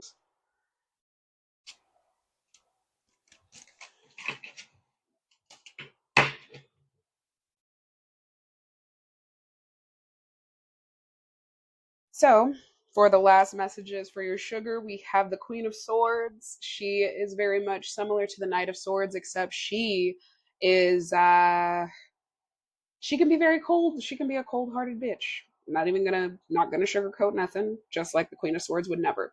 She would never sugarcoat what needs to be done, and she is very fair. She is like justice itself whenever it comes to her and her ruling and how she makes decisions. However, whenever she makes decisions, she is swift, and she is very sound and unbiased whenever it comes to a decision being made. She considers everything and all of the elements intertwined with it, and she makes sure that she makes the best decision not only for herself but that is fair to others as well. So you are going to be practicing a lot of diplomacy this month of March, and it could just be because of how messy it is. Now, the spice, again, this is something that we need to be keeping our nose to the ground about. The spice of the month is going to be the King of Pentacles. Whenever I say you guys have some court cards, y'all got some court cards here. Now, this could be an actual person. This could be a man or female who's in her divine masculine energy, but providing. Considering that this is the spice, I feel like this could be somebody who likes to use money to manipulate people and get them backed into a corner to do whatever they honestly want them to do. A lot of people do believe, my grandma is one of them, where she says money talks and bullshit walks. You can buy practically anything that you want. You can buy protection, you can buy silence, you can buy a lot of things. Do not allow this person to manipulate you or buy you into or out of anything that you have or that you don't want. Now, with the Hermit, the advice, this is telling you that it's okay to take this time to be introspective and to be withdrawn from the world. That's okay. It's okay to rest. It's okay to take that time to just be to yourself and be to your thoughts, because the Hermit, as you can see right here, is in a reflective mirror. You're going to be able to not only gain perspective on yourself, but on everything else around you that stands in front of you, that stands before you, and it'll help you to be able to make your decisions better and be able to give you the rest that is necessary of your mental and of your mind, and being able to prepare you in the best ways. Okay, just be to yourself. Don't worry about being social. The March is a planning month for you guys. Okay, pile number 2, I love you very much. Let's get into this passion. It says, allow your heart and soul to sing with joy. Ooh, what is going on there? Then we have, let your friends help you. Ask for and accept support from others. Okay, I feel like this is definitely going along with the fact that you just need to go ahead and allow your heart to be open, even if it is feeling very closed off at how someone betrayed you and how it hurts. Let your heart be open. Be open to receiving any and all forms of love. Deception. Someone is wearing a false self mask in this relationship. Yeah, I would say so. There is definitely deception happening, but how you take it and how you choose to move after that deception happens is completely up to you, pile number 2. Okay, this is your monthly March Madness reading that you have here with me. I hope that you stay divinely blessed, protected, and loved in every single thing that you do, and I'll catch you later. Bye. Hello, my divine lovelies in pile number 3. Thank you so much for joining me here today for your March Madness Tarot reading. Whenever this finds you, whether it be February, March, May, June, this is a timeless reading. So just take what resonates, leave what doesn't. We are going to be covering a few things today. We have 4 oracle decks to work with today and 1 tarot deck. This is the Jane Austen tarot deck. And these runes that we have here, the first one here is Pyorth. Probably, again, didn't want to butcher these more than I had to, but Pyorth. And it is for Hearth, which is about magic, mystery, and prophecy. And then this one is Berkana, and it's about birth, and it talks of birth, growth, and healing. So those are the runes that we have for your March Madness read. I'm going to put these right there. This is going to get a little crowded, as you can imagine, since I'm using so many decks. But how are you, pile number 3? Thank you so much for joining me here today. I really appreciate you being here so that we can get this March Madness message to you. Make sure that you check down below and check that link for the March astrology calendar, just so that you can have it in case you need to reference it throughout the month, or if it just happens to reach you. Now, this is going to be a card for your energy for the month. And we have the Two of Hearts. As you can see, I love this deck. So this is Janie, right? Janie is my, of course, Jane Austen, truth universally acknowledged tarot. And she is, honestly, she's very unhinged. I'm not even going to lie. So we have here the Two of Hearts and or Temperance, because these, if you didn't know, as far as the history of tarot goes, tarot was originally used as playing cards, the regular like 53 card deck type of thing. Now, whenever it is in the reversal, this is the one deck that I probably won't really use to read reversals, because some of these actually double as a major arcana. This here has doubled as a major arcana, and this, whenever it is in the reverse position, is Temperance. So, and Temperance is represented by Sagittarius. So it's also about balance, being in line, patience, knowing that everything truly does happen when it's supposed to happen, and just going with the ebb and flow of life.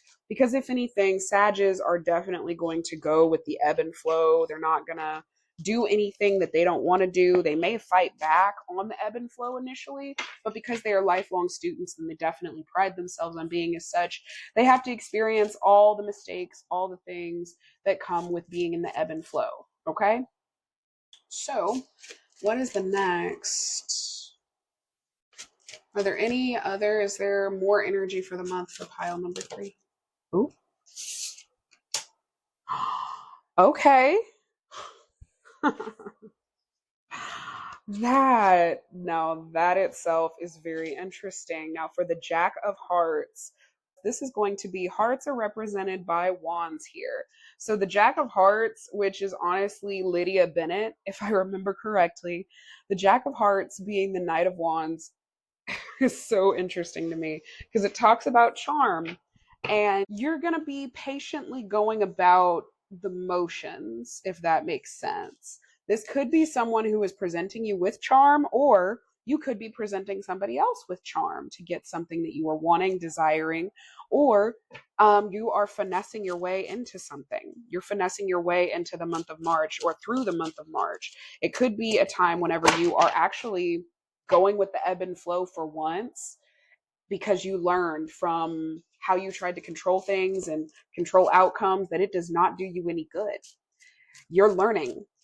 You are truly going with the ebb and flow and allowing yourself to just finesse your way through the month of March. It may be hard, it may be difficult, it may come with some unexpected twists and turns, but you are finessing your way through all of it, and I am here for it. Now, the next is about what you'll be confronting for the month of March. What will pile number 3 be confronting for the month of March? I like to let my cards fall out. Okay. Again, not reading reversals here. We're just exploring the energy and the options. You're actually the one pile that I'm choosing to do this for. So we're finessing. We're finessing. All right. What else will you be confronting? Ooh. We have the 6 of diamonds and the 9 of spades. Oh, joy. So, as we already know, if these are representing wands, these are going to be representing pentacles. The clubs are the only ones that represent cups. So, whenever we get cups, it's going to be in the clubs. So, hearts are wands, diamonds are pentacles, spades are swords. Okay? We're learning, okay? I like to go through and be very detailed and thorough whenever it comes to explaining these things because I'm still learning the traditional tarot myself, but I still want to practice it and go off of it. You know what I mean? Now, these are the things that you are going to be confronting for the month of March based off of the amazing spread that we have here. So, first of all, the Queen of Diamonds is crazy. She's definitely going to be she's a nurturer, she's a provider. She honestly is a working woman for the home. Are you overworking yourself? Are you being smothering and to the point where nobody wants to receive your nurturing and to receive your love and the care that you have to give people?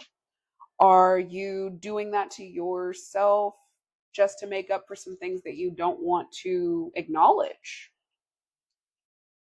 Like I'm thinking lots of things as far as what you could be confronting for this month of March because not only do we have the retrogrades, we have eclipse season that is going to be hitting like a 10-pound hammer, and there's no telling on how this will affect you, how you perceive yourself, how you perceive others, and the generosity. It's giving big on generosity. It's giving big on people being generous to you and then you being generous back, or maybe you've already been generous enough to everyone else.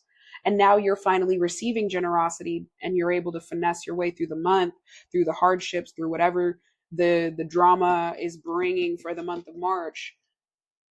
Now, for the Six of Pentacles, I agree again, like it's giving generosity. It's talking about sharing. It's talking about equal giving and taking.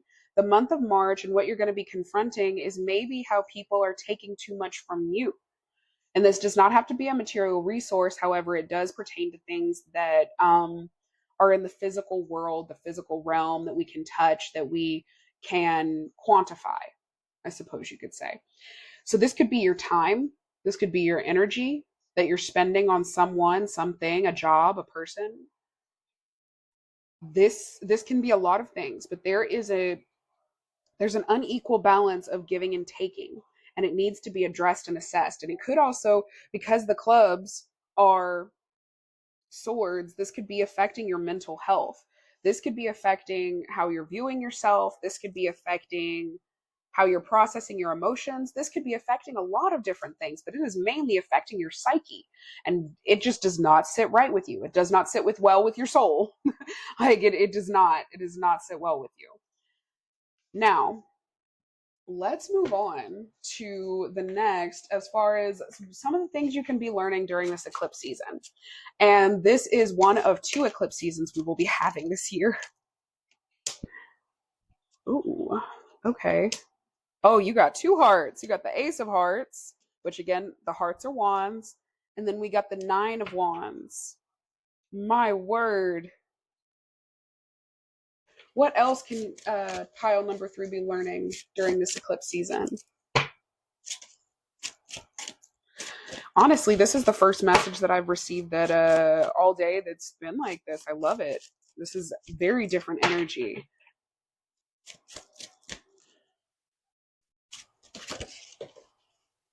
I feel like someone's taking too much of your time and it's causing you to stress yourself out by overworking yourself if energy wise, and what I'm getting from this reading, like what I'm picking up energetically and how it's making me feel.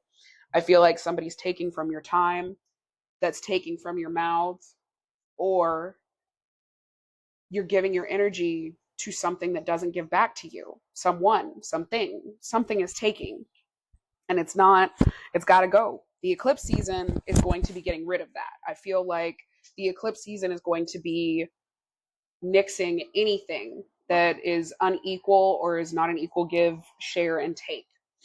So we have the Ace of Wands here, implying that some of the things that you can be learning during this eclipse season is about being able to start and initiate things the right way. Now, especially because we just had the Mars retrograde, that where it finally stationed direct after being in a retrograde period for since December. A lot of us are finally feeling a sense of relief. We're feeling like things are kind of going back to the motion, but we learned what we needed to. What did you learn during the Mars retrograde? That's an excellent question that you can ask yourself. What did you learn from December, I want to say December the 6th to now? What have you learned? What is something that you felt kept coming up as a theme between December and February? Because you're needing to start something. This is an idea. This is a business venture. This is something. It's not pertaining to anyone else other than you, because there's no other cards that are implying partnership or that, yeah, you're going to be finessing your way through life through March. March is going to be a finesse month where you're just going to have to trust and believe, and it will happen. You're going to have to be a little delulu, and that's okay. The Nine of Wands here is implying that even though it feels like you are exhausted, you're at the point of giving up, this is the final stretch. Please don't give up. Please make sure that you are being vigilant and you are taking that last stand and you are making sure that you fight it out. Fight it out until the end is in sight. Fight it out until you are finally done.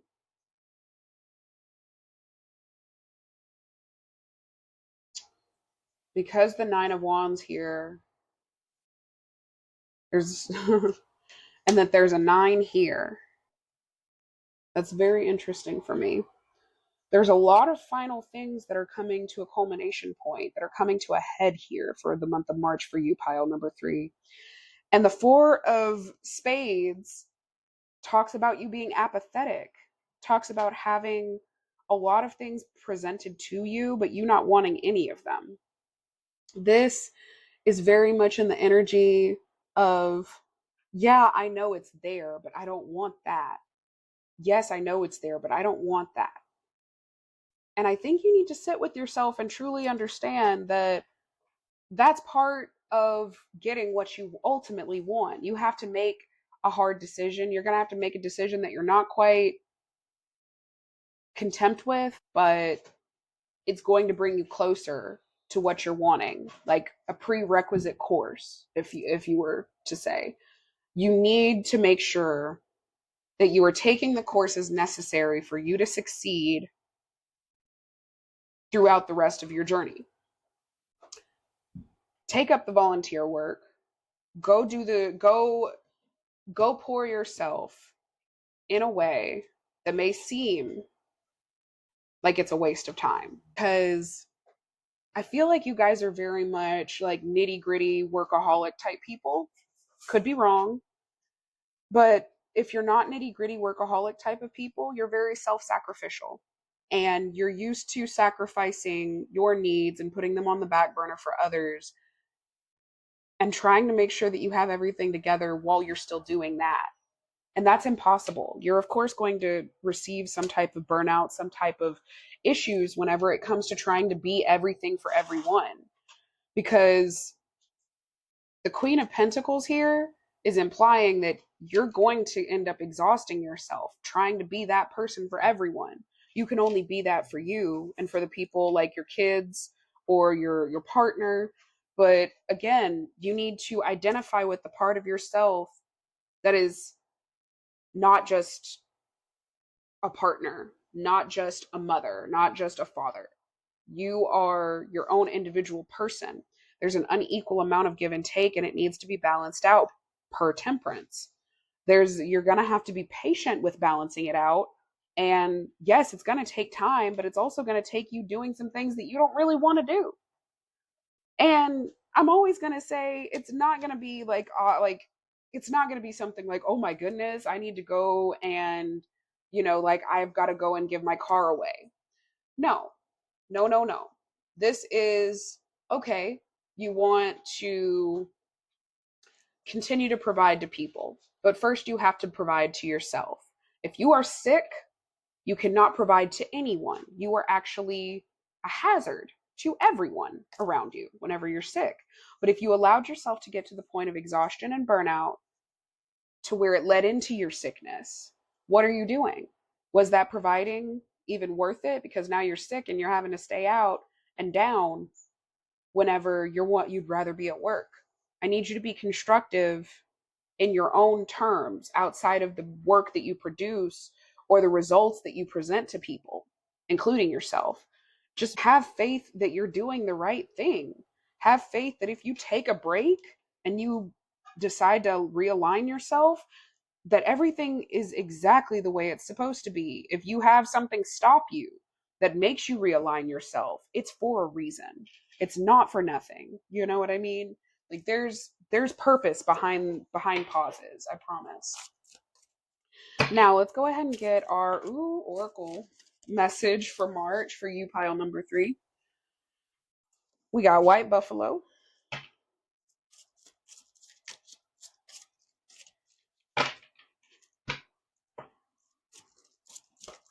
All right, what other messages do we have for pile number 3 here? Oshun.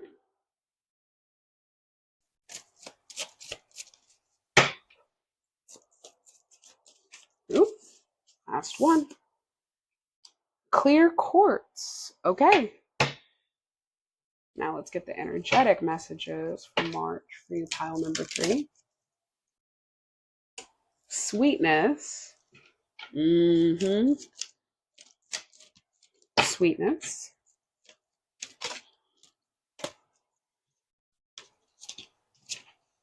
Confidence.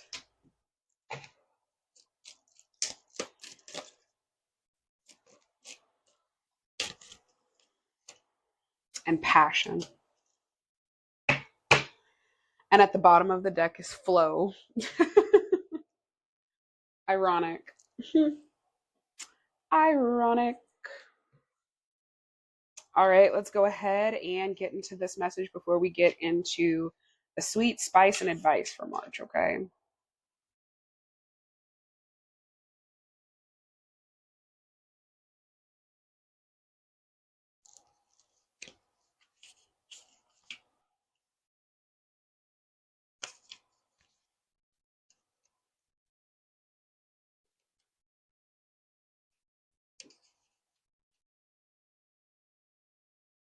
All right. For white buffalo, it says, I can manifest anything. The journal prompt is, in what ways can I stay grounded in my manifestation practice? The white buffalo is a teacher of the importance of staying grounded when thinking of what you desire. While manifestation is a power that you hold, remember to focus on what will truly make you happy in this lifetime. White buffalo reminds you of your personal power when you are rooted in your beliefs and remain humble and appreciative for what has already been presented to you. There is so much available to you, but to remain worthy and aligned to receiving those gifts is up to you and your spiritual practice. Are you not making enough time for your spiritual well-being and to nurture your spiritual body? March is definitely going to be that month where it's going to be aligning us to nurture ourselves in the way that we have truly been neglecting ourselves. Now, Oshun, I honor my uniqueness and my self-worth. Her journal prompt is, what are a few of my favorite things about myself? The message that Oshun relays is that it is important to stand your ground and understand your worth. Know that you are the only one who can give yourself true approval and that it's okay to put your opinions and feelings first. Do not get weighed down by the voices of others who may be intimidated by your presence. I feel like there are Capricorn placements in this, especially with the workaholic not allowing yourself to provide to you. You're providing for everyone else but you, you know? If you are acting out of love and with respect for others, then you have no reason to let others speak less of you. Stand tall in your beauty and your uniqueness. Remain confident in yourself. Speak up for yourself and keep your head held high. Oshun reminds you that you are worthy. I love it. Now for clear quartz, it says, I release negativity. It's a common stone, but it still remains one of the most powerful and versatile crystals. It can help to bring clarity to the user, protect against negativity, and is also known as a master healer. It holds the ability to amplify all the energies around itself, including those of other crystals. Journal prompt: how can I welcome more positivity into my life? Clear quartz is encouraging you to release any negativity that you may be feeling. There's too much beauty in life to let anything other than positivity fill you up. Take a moment to close your eyes and call attention to everything that has been preventing you from aligning with your highest self. With each breath in, imagine that you're filling a balloon with what no longer serves you. When you're ready, take a deep breath in and exhale out. Imagine that balloon is floating away. Let the weight of what held you down roll off your shoulders. Life is too short and too precious to be held back by anything. I hope this is getting to you, pile number 3. If it is, please, can you leave a little, like, I want to say a rock emoji. I feel like there is a little rock emoji, or at least something that shows like the ground, because I feel like you guys are going to be going through a grounding period during March where you're allowing life to happen to you because you're tired of calling the shots. Like you're tired of being that person for everybody, and you're just going to go be that for you. You're going to pour all of what you have been putting into others back into yourself, and you're going to see it actually multiply right in front of your eyes. Right in front of your eyes. It's going to be like, I'm not going to say it's going to be overnight, but it might feel like it is overnight. This might actually be something where it is very good for you to have this, like this feeling, like it's going to be affecting you in such a significant way that's going to change you as a whole. All right. Now, for sweetness, it says this card is a signal to savor the sweet moments in life and to remember them when things get rough.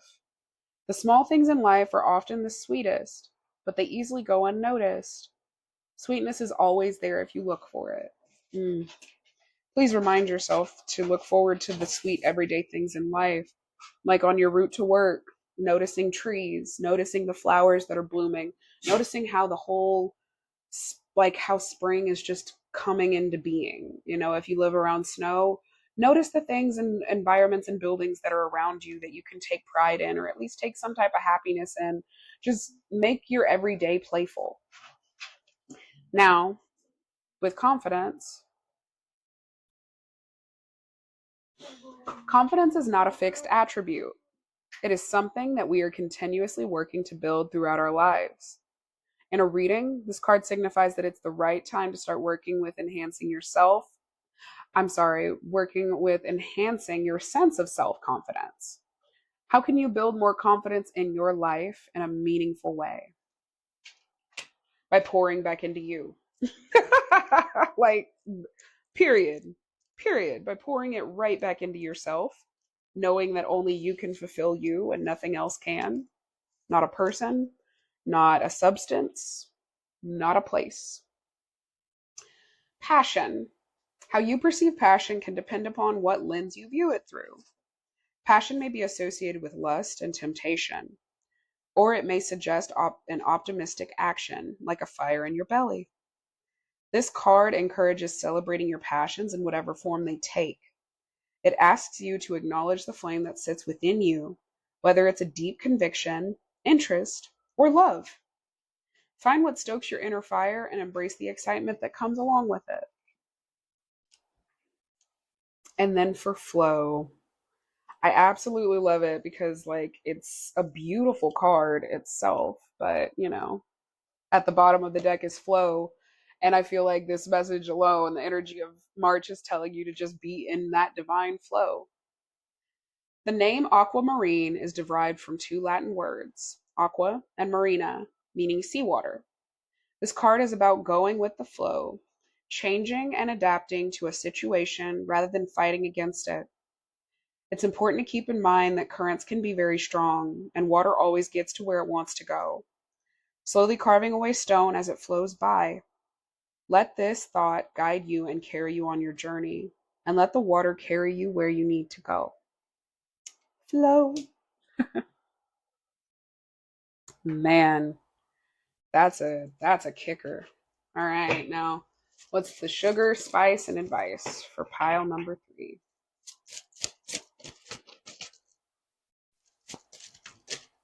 Oop.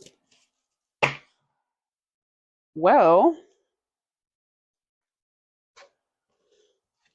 sugar, spice. What's the advice? Let's go, Janie. What's the advice? Woo! Too much.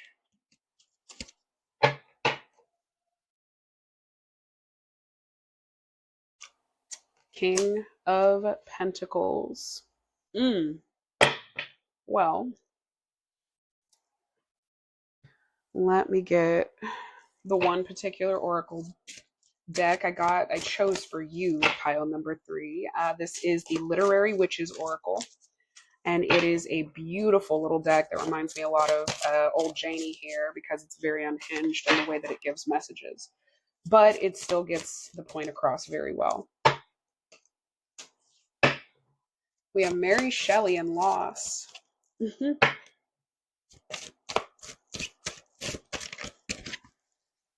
That's very interesting. There may not be more. She usually is a very quiet deck and only gets the point across whenever it's necessary, and I think that that's good. And then the last is the Romantic Oracle message. Thank you so much, pile 3, for being here with me. If you haven't already dropped your little rock emoji, definitely do that now so that you claim this energy, honestly, for the month of March, and that you understand that you have to pour back into yourself, because whenever you do, it actually makes you even more of a high value person. It makes you even more capable of manifesting your desires, even more capable of producing the life of your dreams. Ooh.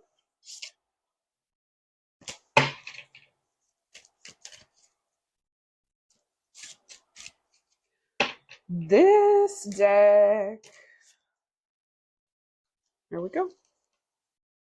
All right, you. So we're going to leave those there. First, we're going to go ahead and get into this. Now, for the sugar and tarot, we have the 3 of Pentacles, which I feel like this is pointing to allowing your friends to help you, being around the right groups and the right spaces and people so that you can just provide to yourself the joy and satisfaction that you deserve, the sweetness in your everyday. You know what I mean? And I absolutely love that, because you need to have a group of people, or at least 1 to 2 people who you can trust and who you can confide in whenever you are not feeling yourself, whenever you feel like you're out of touch, you're out of sync, and that you can reconnect with, and they can help you, hold you accountable, and help you re-find yourself and rediscover who it is that you are and how worthy you are of the joy and happiness that you give to others. The Hermit here is reminding you that it is okay. It's okay to go inward within yourself. It's okay that sometimes you have to just do what is best for you. And it's okay that you can't show up for everybody. As long as you're showing up for yourself, that's the only one that matters, because you and your decisions and your life are the only things that you have control over. Nothing else, no one else. Fuck their opinions. Get money. And then the King of Pentacles, I do find it funny that technically they would all be pentacles because they're all diamonds, but we're going to go ahead, because the Hermit was definitely very much the message that you needed to receive. Now, the King of Pentacles, if someone comes into your life and decides to spoil you, you need to let them spoil you. If you want to spoil yourself, you go ahead and spoil yourself. This is the advice. The Hermit is reminding you whenever it comes to the spice, to keep your mind and head open to the fact that you need to go within yourself, but also make sure that you're around the right people. The support system for me. Retreat within yourself, but don't do it to the point where it's at a deficit to you. Take the time, reflect, be alone, go inward, but don't let yourself get into a bed rot, basically. King of Pentacles is allowing you and telling you to open up to the blessings and abundance that can be received from others. Again, the theme of friends, the theme of friends. Reconnect with the people who you may have kind of gone ghost on because you were so busy working and grinding. Go check in with those people. True friends will never care how long it has been since you have talked, because it'll just pick right back up where it was at. Please make sure that you're connecting with the people who love you and who value you. Okay? Now, for the Literary Witches Oracle for Mary Shelley and loss, we have the cycle of life, transitions, and attachment. Frankenstein isn't the garish zombie story we've seen in pop culture. It was inspired by scientific discussions of the day and the complex feelings of Mary Shelley. She had these complex feelings about parenting, and Frankenstein is just a painful tale about the creation of life and what happens to shunned, abandoned children. Mary Shelley and her life was harrowing, just as harrowing as her famous novel.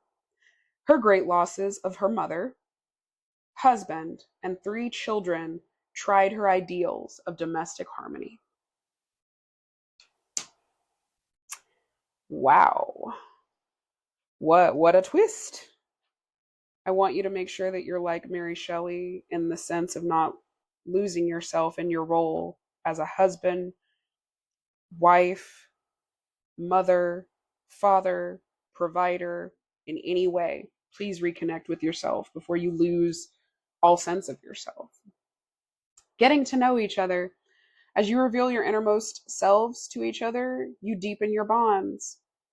I feel like this is definitely going towards friends and them not knowing cool things about you, not knowing that you carried this burden, not knowing that how you felt about some of the complex issues maybe that are affecting society today, and that you just need to talk about it. Now, free yourself. It's time to take back control of your life. Need I say more? Need I say more? Oh man. All right, pile 3. This has been your reading for March Madness for March of 2025. I hope that, again, this has reached you in the best way possible. Take what resonates and leave what doesn't. May you stay divinely blessed, supported, guided, and loved in everything you do. And I'll catch you later. Bye. Hello, my divine lovelies. Thank you so much for joining me here, pile number 4, for your March Madness Tarot reading. Thank you for being here in this safe space. This is a message that is timeless. So whenever you receive it, whether it be in February, March, April, May, wherever, this is definitely the message for you. And if you chose this deck, these are the runes. Now we have Halgaz, and Halgaz is air, and it represents destruction, loss, and change. So that's Halgaz, that right there. And then we have Algiz, which is protection, and it talks about having protection and assistance. So there's the monthly runes that you have here. They're just tossing themselves everywhere. So let's go ahead and get into this, pile number 4. Thank you so much for being here with me today. I hope that you are doing well whenever this message finds you. And I hope that you are excited. I hope that you're excited for the message that we're going to be receiving for you. Now, we're going to be asking for a few things, right? We have your energy for the month of March. What will you be confronting for March? What you can learn during this eclipse season, and my favorite, the sugar, spice, and advice. So here's the first card for your energy for March. Ooh, the 6 of Wands. You're celebrating a victory. Let's find out more. What else is the energy for March for pile number 4? 6s are in tarot are about victories, or about like coming to a point where something is changing. You know what I mean? There goes that. All right. And then we have the Knight of Cups. Ooh, okay. You guys actually may be the first truly romantic, nah, maybe not, maybe not, maybe not. The first truly romantic read that we're getting. And then we have the Nine of Swords. Okay. Okay, let's see what's plaguing you. Actually, I feel like the Nine of Swords is actually for the next, because I had already started asking about what you'll be confronting for March. And I feel like this is obsessive thoughts and negativity. We also have the Three of Wands. We already have 2 sets of wands. That's crazy. Ooh.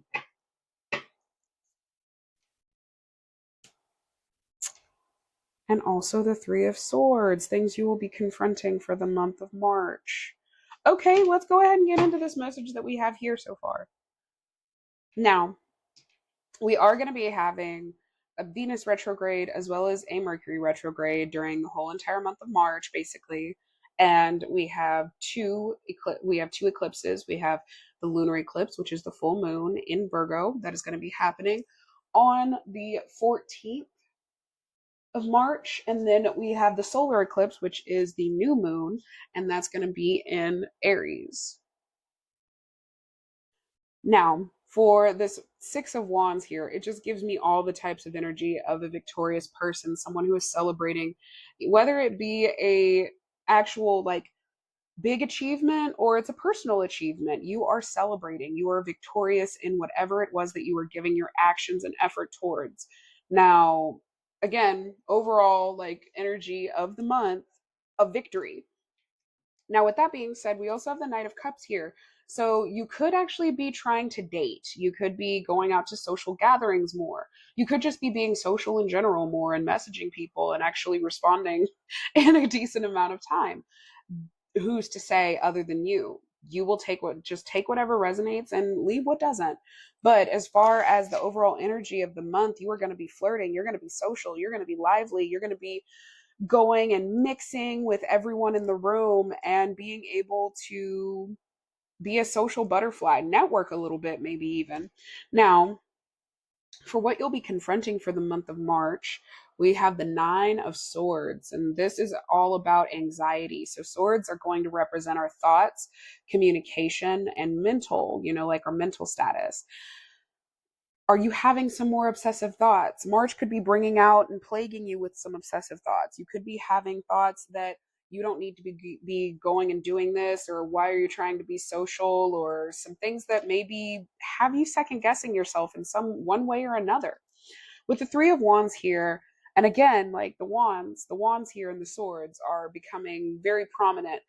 I expect a lot of wands and swords in everyone's readings, which has honestly, it's gone through like no issue. Everyone has had a lot of wands or swords in their readings because eclipse season is a time of dramatic endings. It's a time of the new beginnings and things that are fated to happen. These are fated endings and fated beginnings that are happening in the month of March. And I expect nothing less than to have people doubting themselves or feeling like they're in the wrong place and not doing the right things, right? That's what the Nine of Swords is embodying. Now, with the Three of Wands here, this is very interesting because pile 2 received this, pile 4. So if you were going back between 2 and 4, you might want to go check out pile 2's reading. For this, it's talking about looking to new horizons and planning for your future and planning for the things ahead. What you're going to be confronting is that this actually you may not actually know what you want. That's what I'm getting. I heard, I don't really know what I want.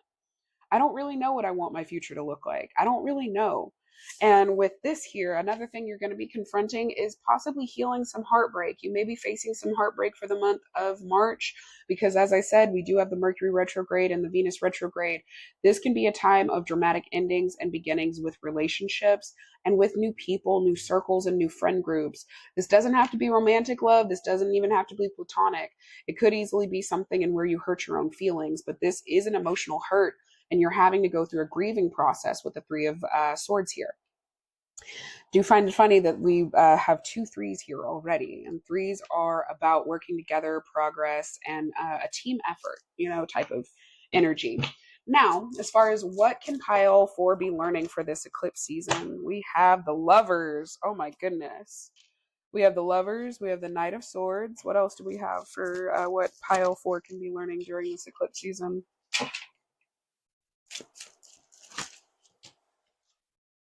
You are just... Oh, and I forgot to introduce you. This is Nikolai. He is my Beauty and the Horror Tarot deck, and I absolutely love to use him. He is a wonderfully beautiful deck, as you can tell with his illustrations, and he loves giving the brass tacks to anybody and everybody.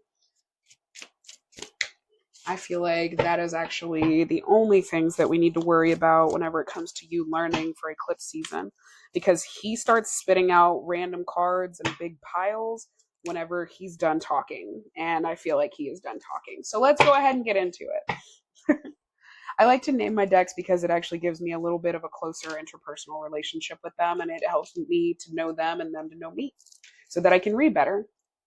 Now, for the Lovers here, this is a major arcana, and you, of course, are going to have that for what you're supposed to learn for this eclipse season, because like I said, it can be a lot about dramatic endings, life-changing things happening, and new beginnings, very dramatic new beginnings. So for the Lovers, this is about self-love. This is not just about partnerships with other people. However, it does go into how you love yourself and how that presents itself to you loving other people and the people around you. This also goes to show that there is duality in everything. So you cannot have light without dark. You have to have one to complete the other. There is, you can't avoid it. It comes to loving yourself, loving the dark parts of yourself, loving the mistakes that you've made, loving the places in which you feel like you fall short, so that you are able to truly love someone for what they offer and who they are. Divine love cannot happen unless you are being honest. And this card is represented by Gemini. And I don't know about you guys, but Geminis, whenever they are, I've never met a Gemini that truly was genuinely a liar. If like, I know that a lot of people will probably say, I have. Well, what reason did you give to Gemini to lie to you? I'm not even going to say reason. Were you lying to them first? Because Geminis present themselves as mirrors, just as the same with the duality, and how, in a sense, you can see how if you split this card in half, it would mirror one another. Geminis are oftentimes perceived very differently, and how people want to perceive them. And it oftentimes is because nobody likes looking in a mirror. Nobody likes looking in a mirror. Nobody likes looking at themselves that closely. And it actually being embodied in a person, because Gemini is a mutable placement, just like Pisces, where Pisces are also mirrors. They just do it in a different way by returning your energy back to you.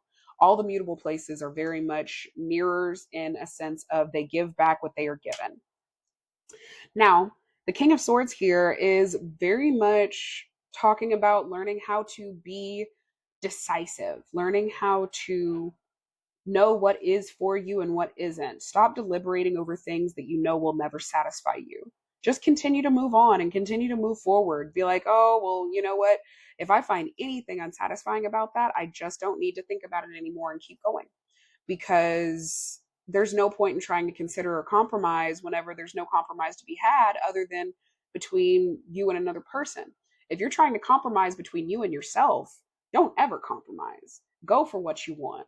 Don't settle for some compromise that your mental self or your mental psyche or your anxiety is giving you. Like, you don't have to settle for anything. You can create your dream life. You can have your dream job. You can have your dream partner. There's nothing in life that you have to settle for. And the King of Swords is reminding you of that during this eclipse season. You need to be decisive. Just be honest. Be upfront. Be honest with yourself and with others about what you want, what you expect, and what you will not tolerate. I love that, because y'all are victorious. You guys are very much in the energy of being victorious, because you're finally standing up for yourself and your desires and healing. Because I feel like maybe you guys have received some wounds in the past that are all about healing how you didn't honor yourself, how you allowed yourself to go down a course that you knew you didn't want to go down, but you did it for the face of yourself, for the face of somebody else, or whatever reason that it might be. That reason is only something that you know. I am proud of you, though. I'm very proud of you, pile number 4. I'm proud of you for finally deciding to stick up for yourself and socialize and be your most authentic self, presenting yourself to the people who really do love you and the people who really want to be around you, even if you're cringe. You know, like even if you're cringe, it doesn't matter. Oh, looky there, we got Gemini for our first oracle message. What are some other oracle messages that pile number 4 needs to receive for the month of March? You guys could have some Gemini or mutable placements. I do find that funny after I have the lovers that is represented by Gemini, that we get Gemini. So maybe there's some conversations you need to have. I feel like you guys are going to be rubbing elbows with the right people in March, and that's going to contribute to your success. Ooh, Labradorite. I'm trying to think of what group. I think group number 2 did get Labradorite. Oh, and Sagittarius. Okay, you may not be a Gemini, but you might be a mutable placement. You just might have a mutable. I have a mutable grand cross in my chart, so you may have multiple mutable placements. You might have the same thing I have. If you are unsure about your chart and some of the aspects that you have in it, I have a link down on my website where you are able to schedule a reading. And if you subscribe to the newsletter, you're able to get 20% off your first service, or your 15% off your first store purchase. All right, so we have Sagittarius and then Lakshmi. Lakshmi. What's the energetic oracle message for pile number 4 for March? It's an energetic oracle message. Anger.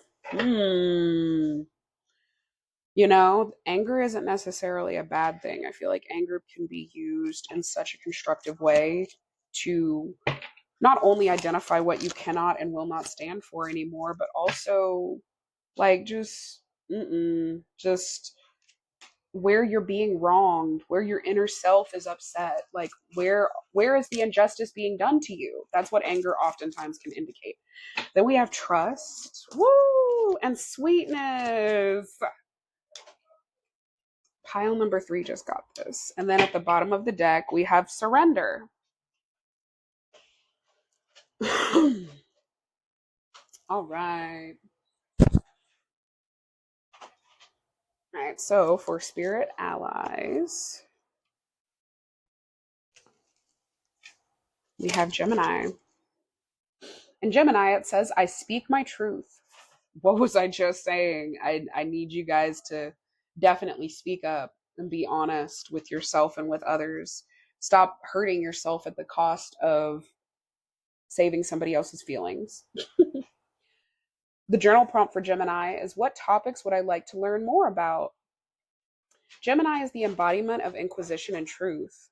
The sign taps into the desire to grow and expand the mind, from personal thoughts down to absorbing knowledge from a new book or podcast. Gemini is here to remind you that there is an opportunity to always uncover more. Dive into your passions and topics that you care deeply about and learn all that you can.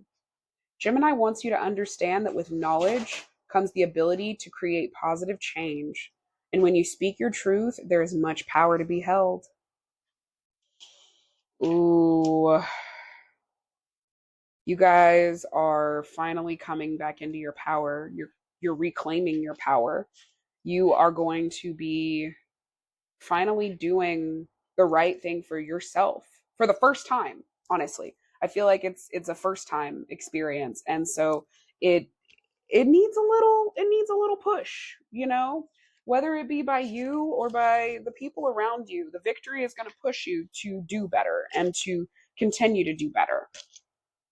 The victory itself is just you being honest and being open. Stop holding your tongue. Labradorite, I am open to great periods of transformation. The journal prompt, how can I prepare myself for change? Labradorite is a stone of awakening. It is a call to your higher purpose.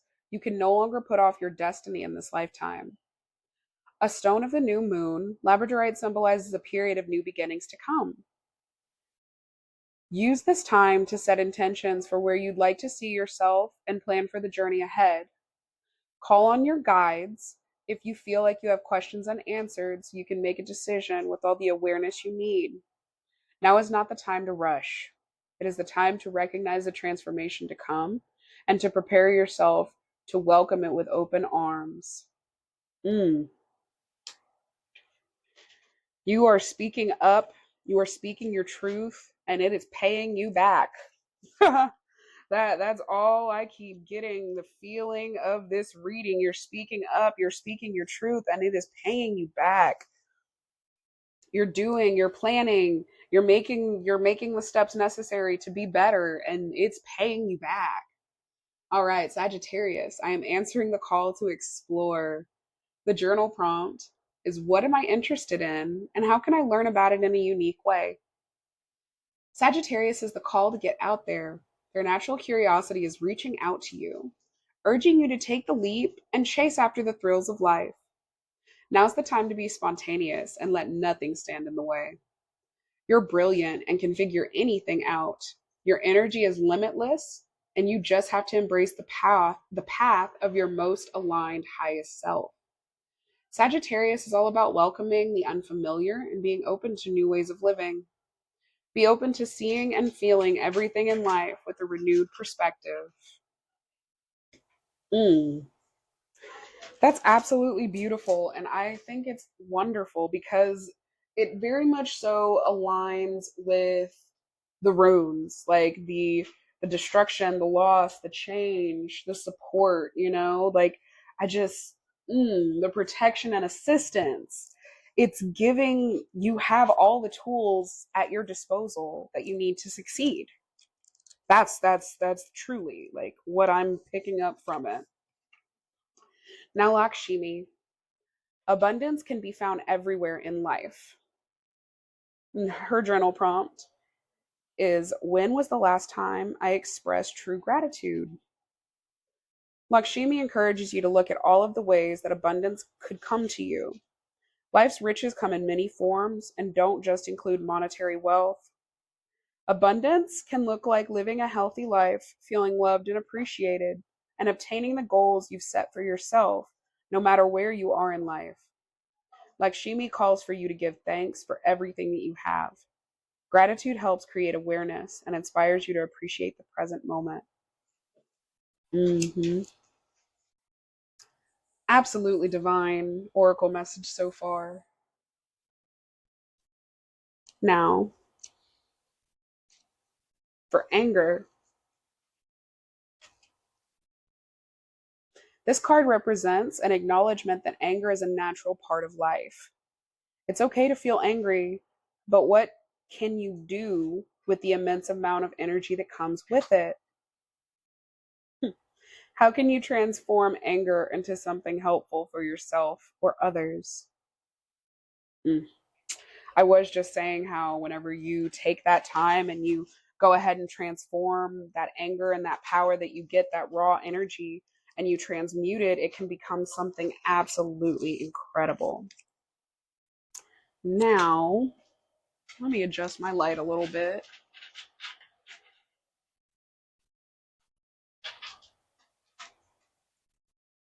There we go. All right. Now, for trust,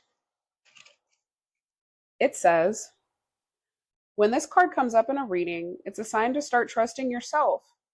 We often seek advice from outside sources and people we trust. The reality, though, is that most of the time, deep down inside, you know what you need to do.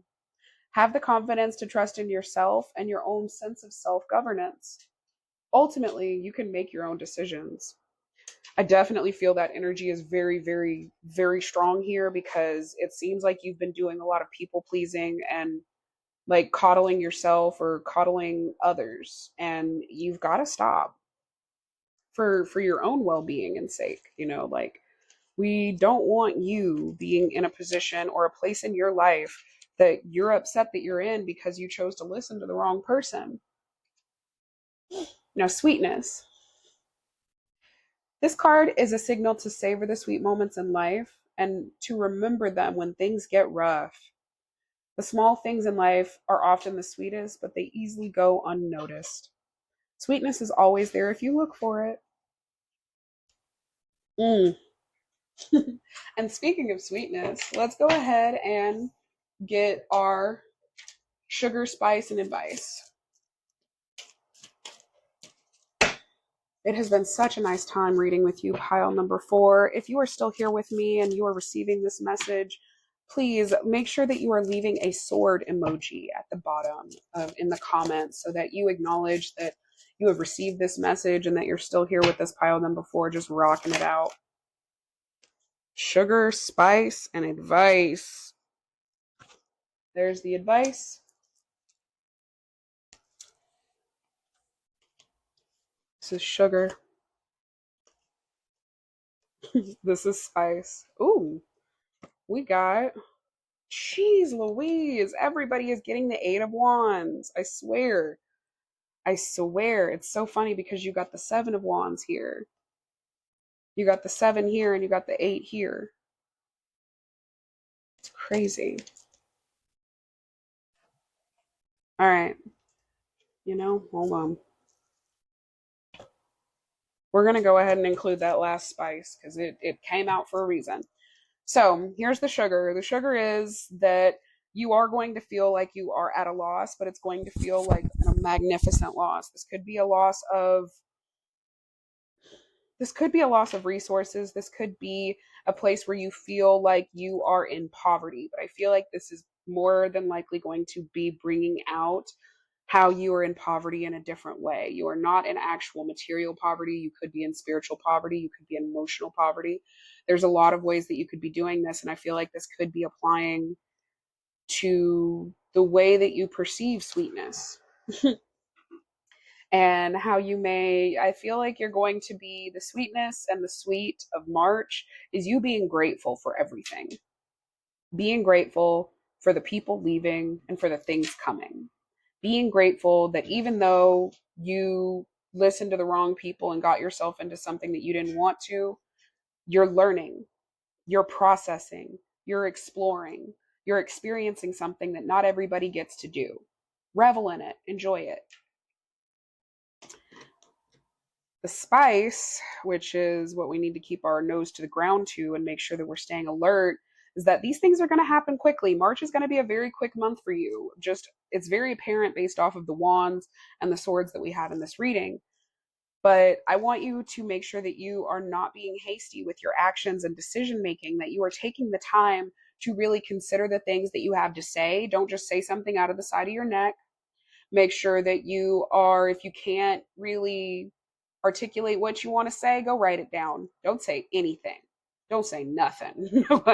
Because your victory is assured whenever you give yourself the space to be who you are and to feel what you need to feel and to have the time to think and process things in the way that you do, because you're going to have all the support that you need as long as you allow yourself the time, space, and peace to think about it, to experience gratitude, and to just speak your truth. Speak your truth. That's it. It's so much speaking the truth. Now, the advice for the month of March is to stand your ground on speaking your truth. This is to defend yourself, defend what people decide to say about you, defend who you are. If you know that something is a pure projection, you don't even have to confront that. But if somebody is questioning your character about what you're saying, about how you're now deciding to speak your truth, if someone's deciding to question that, don't you dare back down. You defend yourself. You defend your opinions and you defend why you have never spoken your truth before now, because it is now of the most importance to be honest with yourself and with others. And if they can't take that, then that's all you need. You gave them what you needed to. You stood your ground and you're saying, I'm not backing down. I'm standing 10 toes down on this. Stand on it. Be on it. Be about it.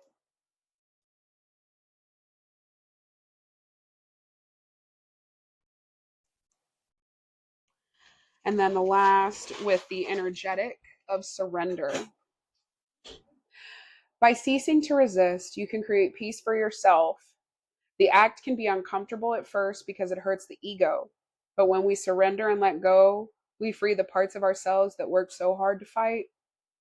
Now that you are free, what can you do? What new pathways can you go down?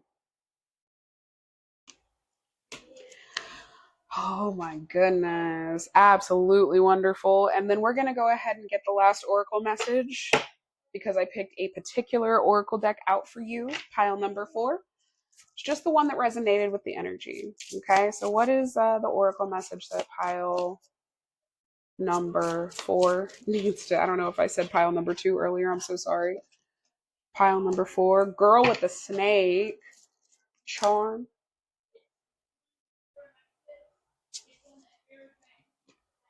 Okay, and then hammer, and then love call. Okay.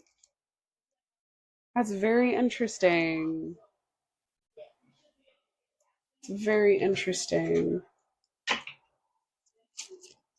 Let's get your romance oracle message. Romance oracle message.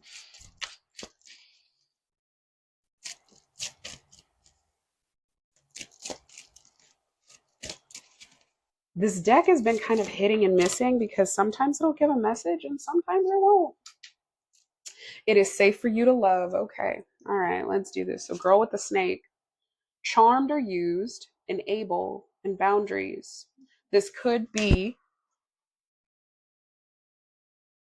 easily be what you've been experiencing. This could be something where you feel charmed or used because somebody decided you allowed them to manipulate you and you didn't speak your truth and you didn't speak up for yourself or for what was right, and you enabled them and it sacrificed you and your boundaries and you feel like an injustice was done. Could be the cause of the anger as well. Now, girl with this hammer, so sorry. Sabotage and rebuild, persistent, working on it, repairing. This could easily be something that whenever you speak your truth, that you're repairing a relationship not only just with yourself, but with whoever it is that needed to hear the truth. Because sometimes we are robbing somebody of the justice that they need whenever we decide to keep it to ourselves. Sometimes you do got to take it to hell. Like, especially during this whole Mercury retrograde in Aries and Venus retrograde in Aries. Take it to hell. Just do it. Don't crash out, but take it to hell. Now, for love call, it says expressing love, messages of love, thinking of you, informing you. You might have some exes that are coming back around, or you could have a confession that's coming out with this, with the Venus retrograde that happens the first thing in March, or even the Mercury retrograde that happens. But I am going to implore you, please do not get back with your ex. The retrogrades are to revisit past lessons. You do not want to revisit a past lesson that hurt you. Promise. It is safe for you to love. Open your heart to give and receive all the highest energy of all. Oh man. Well, pile number 4, this has been your message for this reading. I hope that you enjoyed your March Madness reading and that you enjoyed being in this space and time with me. Thank you so much for staying here and receiving this. Take what resonates, leave what doesn't. May you stay divinely blessed, guided, protected, and supported in all that you do. I'll catch you guys later. Bye. Hello, my divine lovelies of pile number 5. Thank you so much for joining me here today for your March Madness reading.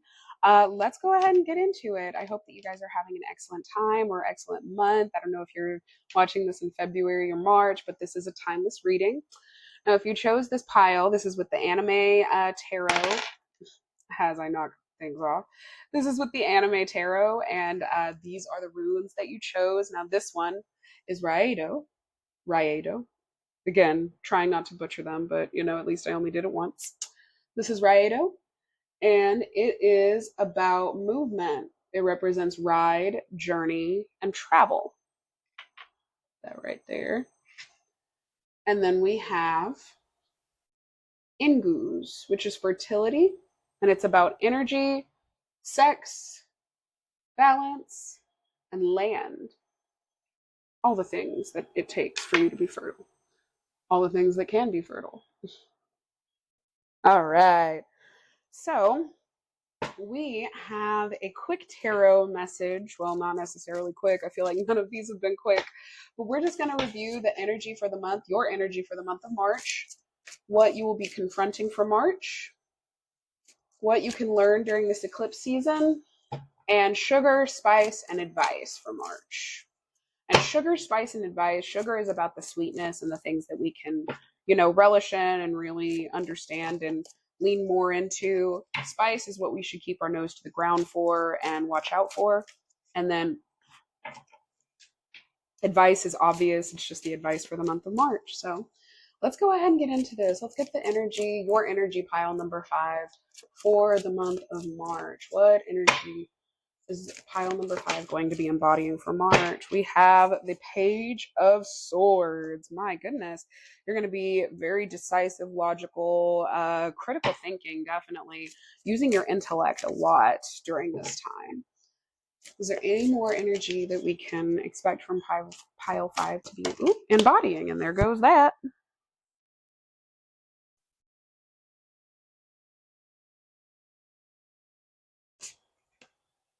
All right, so we have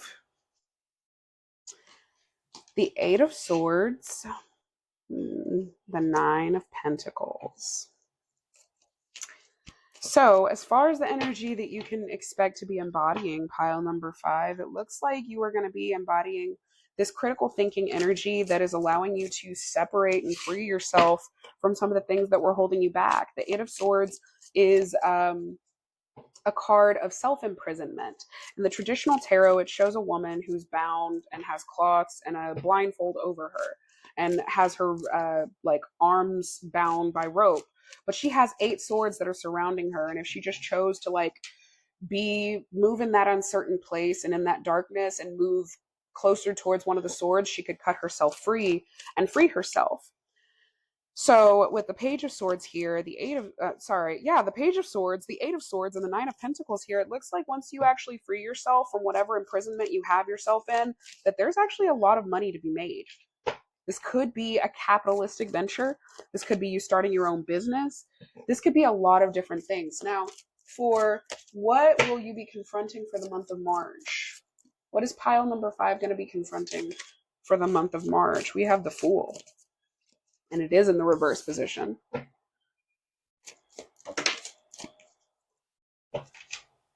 Justice. Is there anything else pile 5 can expect to confront for the month of March?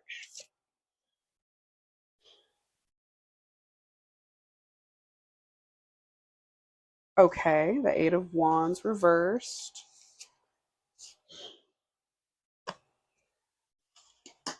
And the 7 of Cups. Let's get in it. All right, so for the energy and going, honestly, considering that you have something that is already talking about being fertile and having land, and for your other rune regarding movement, ride, journey, and travel, what are you freeing yourself from? You're not making any decisions in haste. I know that for a fact, because this is talking about what you're confronting in March is how you used to make decisions in a hasty manner, in a way that was counterintuitive, if you would say, in the future that you're wanting to cultivate for yourself. Justice being here about what you're confronting, you're going to be confronting all things regarding justice. You're going to be confronting the things that surround justice, about being fair, and about how karma does. Every action that we make causes an equal chain reaction, whether it be good or bad. It just is. And that is what justice embodies here.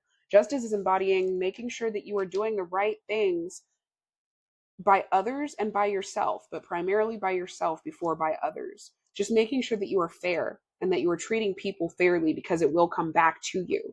Justice is reminding you that no good deed goes unrecognized or unnoticed, and no negative influence goes without punishment either. Make sure that you are being fair and just in everything that you do. And with the Page of Swords here already, you're already in a sense cultivating that fairness, cultivating that environment to be fair, to be just, making the decisions that are not just good for you, but good for the collective, good for the people that are involved, whoever that might be. Now, with the Eight of Wands here, there's an eight theme here. And it goes 8, 9, 8, 7. So there are the steps. You're going. You're going through the process and the going through the motions. Like, I don't know. With Eight of Wands here and being in the reverse position, there could be a delay.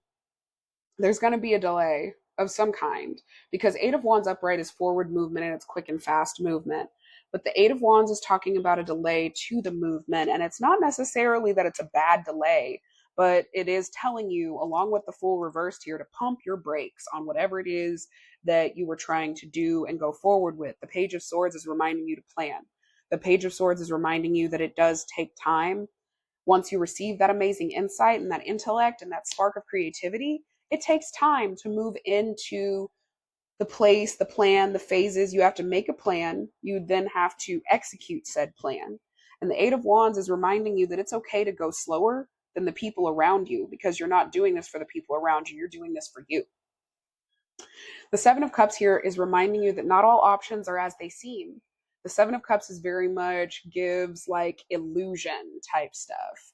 With the traditional tarot, you would see multiple different things in the cups, and not all of them are as appealing. Some of them are appealing and some of them are not. This is about weighing out your options. What you're going to be confronting during the month of March is not making the first decision and not making the first step. You're being fair, you're being just, and you're doing it in a way that you're considering all options in front of you. You're not making a decision based off of what people are presenting to you. You are exploring every single option that is available to you, as you should, by the way, especially with the Aries energy that we have, where we have Aries, the Venus retrograde happening in Aries. Excuse me. And we also have the Mercury retrograde happening in Aries. So as you should consider and take the time to be deliberate and choose what you really want. As you should take that time. Ain't nobody rushing you. Free yourself from the mindset that life has a time limit on it. Anything that misses you was never for you. Reminder. Reminder. Anything that passes you was not for you. What can you learn during this eclipse season? We have a Nine of Cups, another 9, a Five of Swords reversed. They're both reversed. Very interesting. These are lessons. Whenever you see reversals, they're lessons that are coming back that you've already somewhat learned or touched on, but you just need to revisit them and refresh. And then we have the Moon. What else is pile number 5 learning for this eclipse season?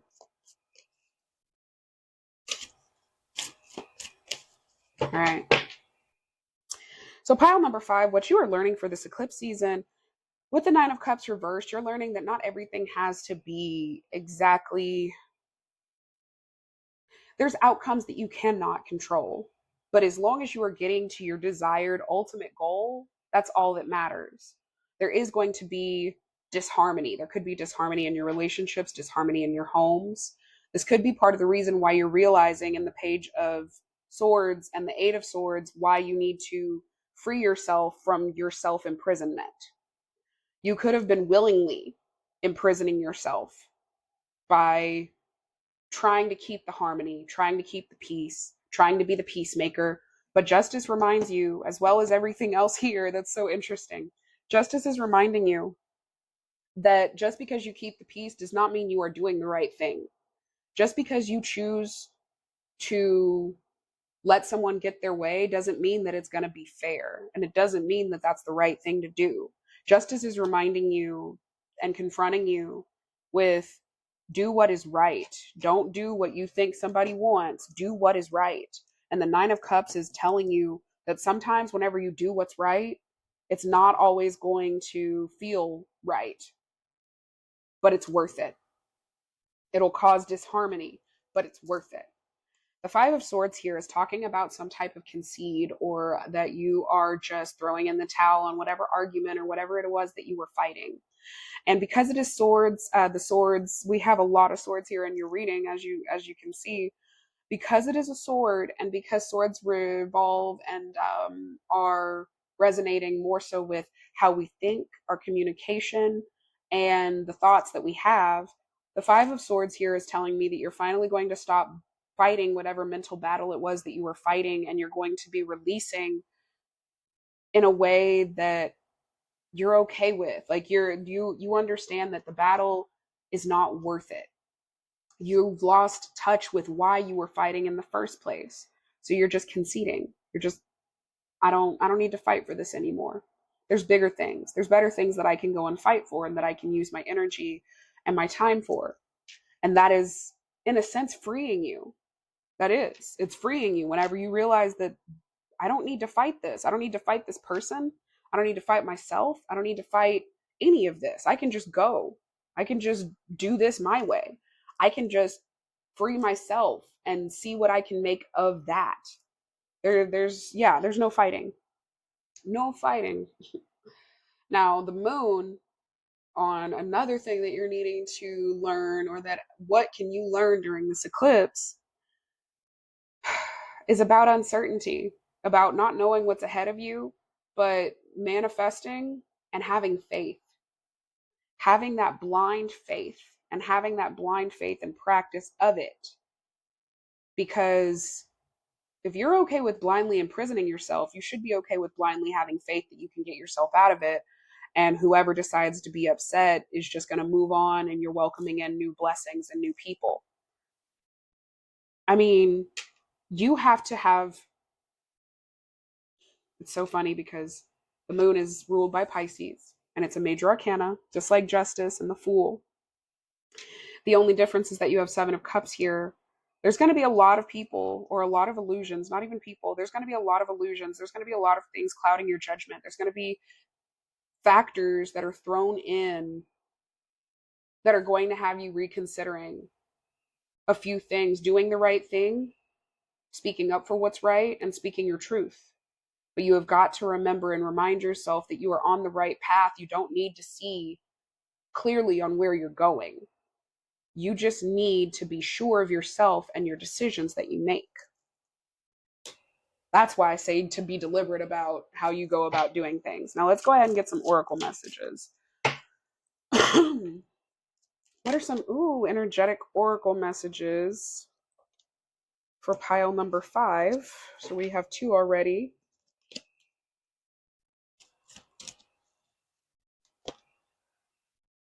We have success and surrender. All right. Are there any other energetic messages for pile number 5? Ooh, mystery.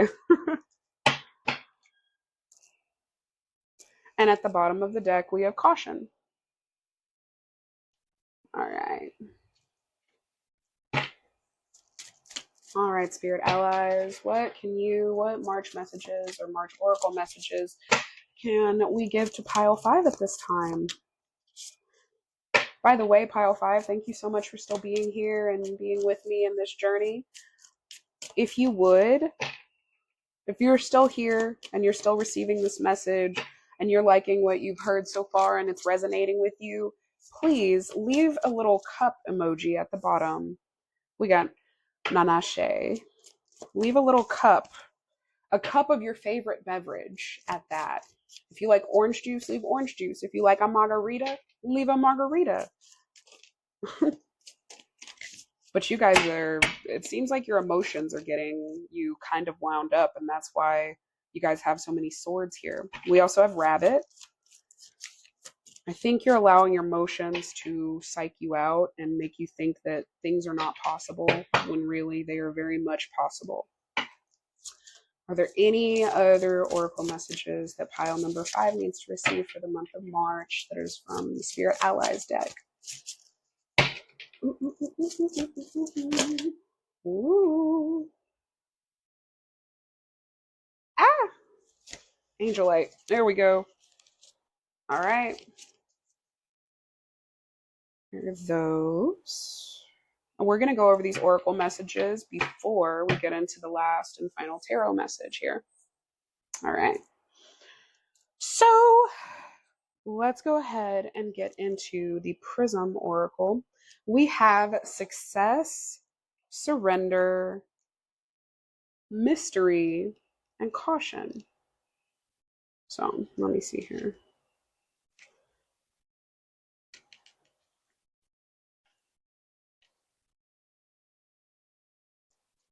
For success, this card signals that it's time to tap into the warm feeling of accomplishment after working incredibly hard and pushing towards your goal. Appreciate your accomplishment and the growth you have experienced along the way. Yeah, you guys, you may be psyching yourself out a little bit on how much you have done. You may be feeling like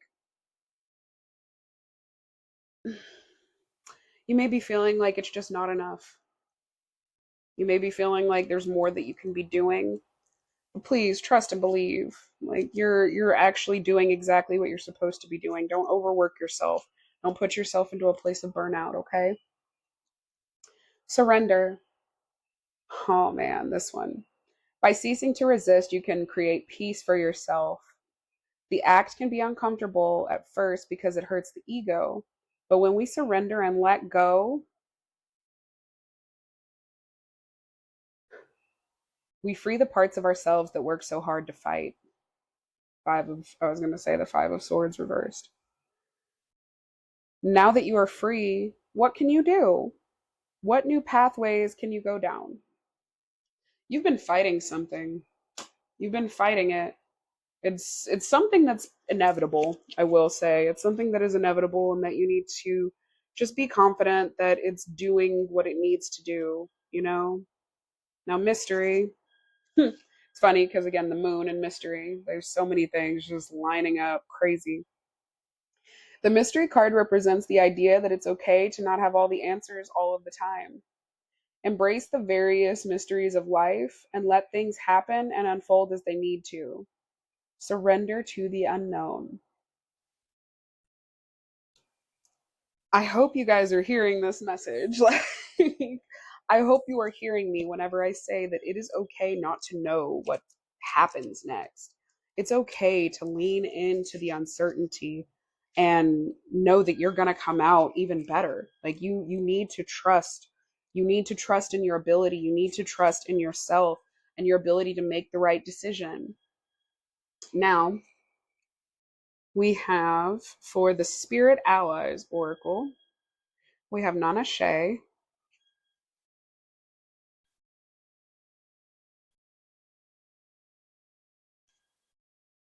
Rabbit, and Angelite.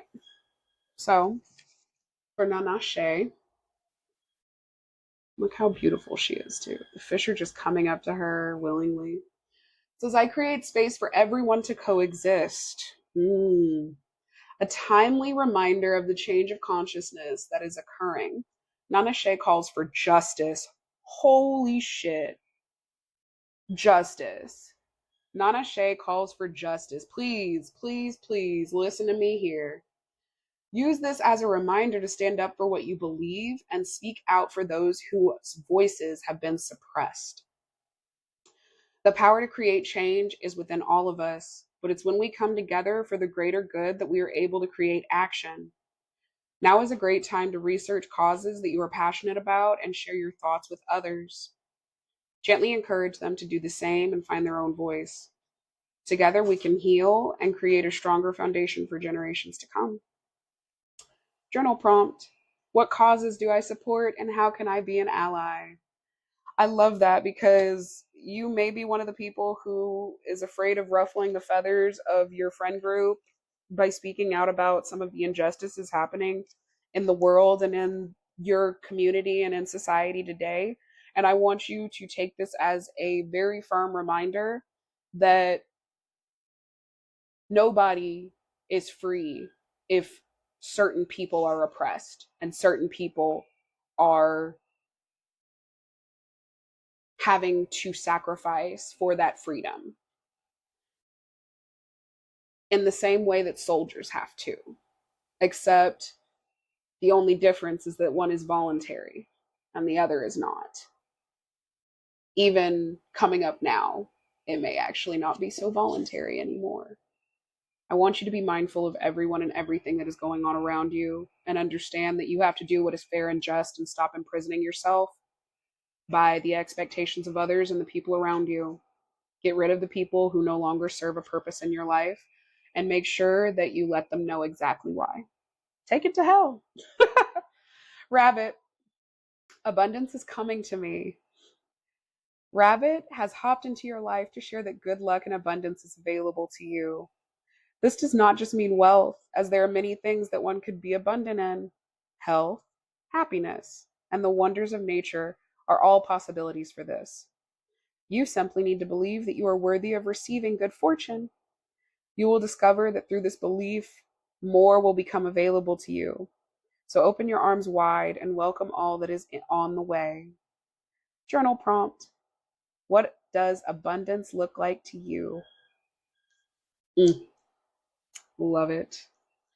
Now for the last one, I love that because whenever you do decide to finally free yourself from whatever self-imprisonment you have in your mind, in the way that you communicate, or in the justice that you seek for yourself and others, you are going to be abundant. You are going to be blessed. It doesn't matter.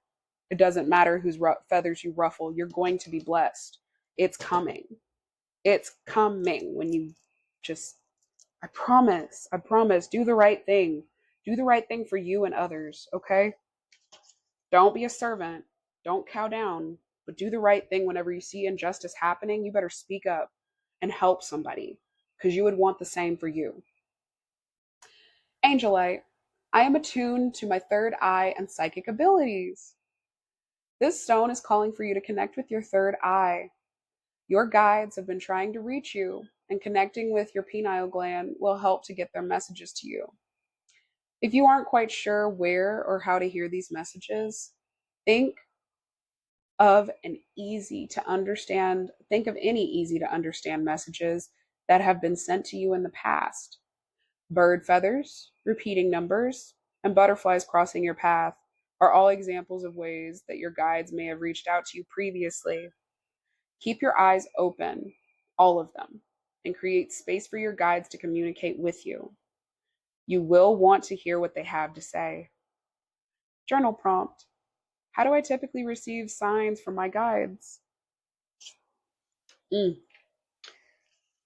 Wow. You guys are very divinely connected in a way that is very interesting and crazily accurate. Now, let me go ahead and handle caution because we did not cover that, did we? Caution. This card is a signal not to rush things. With the full reversed, I would say so. It asks you to slow down and listen to your inner voice. If something doesn't feel right about the situation that you're in, ask questions, honor your intuition, and proceed with care. You guys are going to be tested in the month of March to do the wrong things for the wrong people. Or hell, maybe even do the right things for the wrong people. I want you to make sure that you are sitting with yourself and you sit with the decision as if you've already made it before you do, so that you can be okay with whatever comes to you, or the feelings, the emotions, the thoughts, everything that comes to you, and thinking that you've already made that decision. And ask yourself, am I okay with this? Am I okay with this? All of it, everything. Now,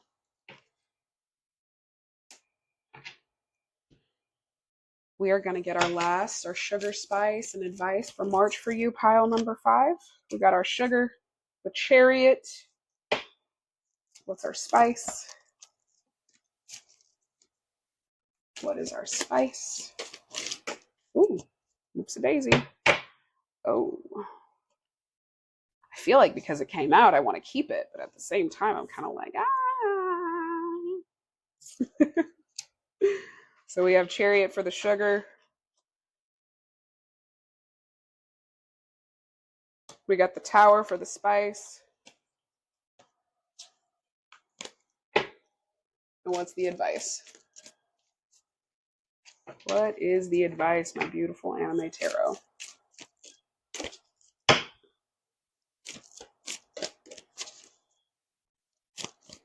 Advice for the month of March for pile number 5. Oh, there it is.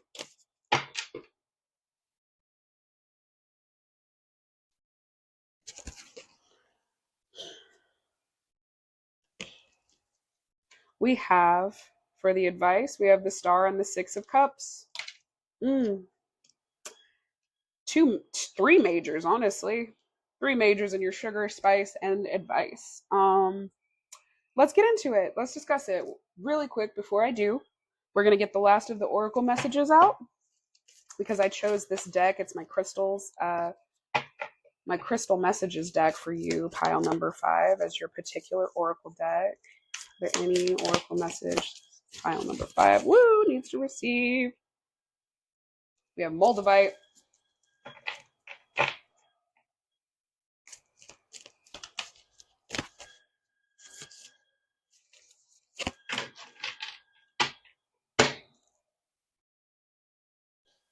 And then for the romantic oracle, do you have any messages that are coming out for pile number 5 for this deck?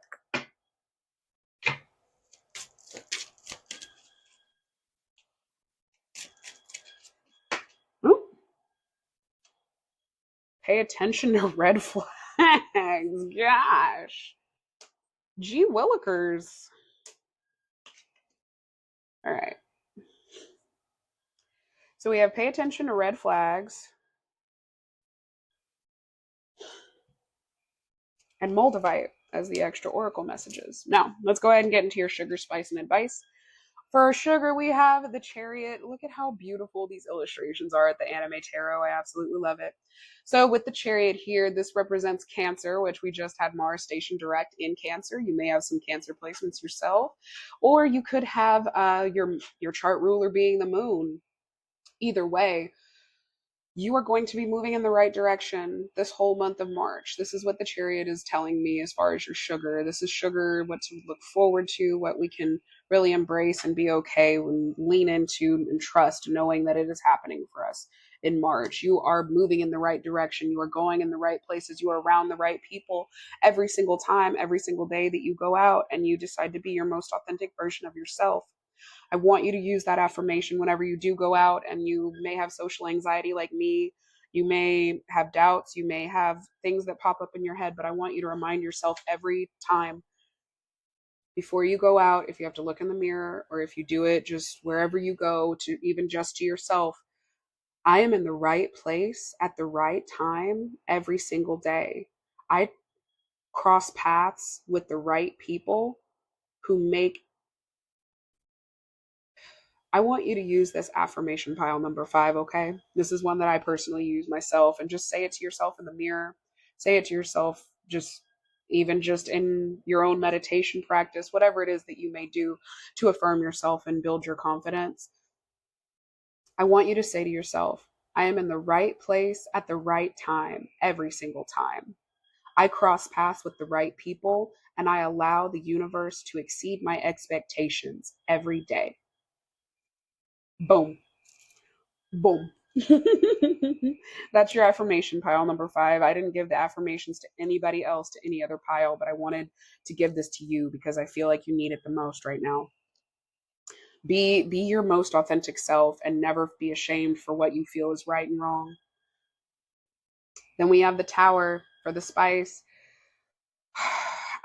The Tower is one of those cards where everything crumbles, but it is to be rebuilt to make it stronger and better. I feel like whenever you stand up for yourself and for others and for the people who have had their voices taken from them, and you decide to uphold your part in the grand scheme of justice, things are going to come like crumbling down. You're going to see that the foundation that you had built for yourself was no foundation. It was fake. It was full of fallacy.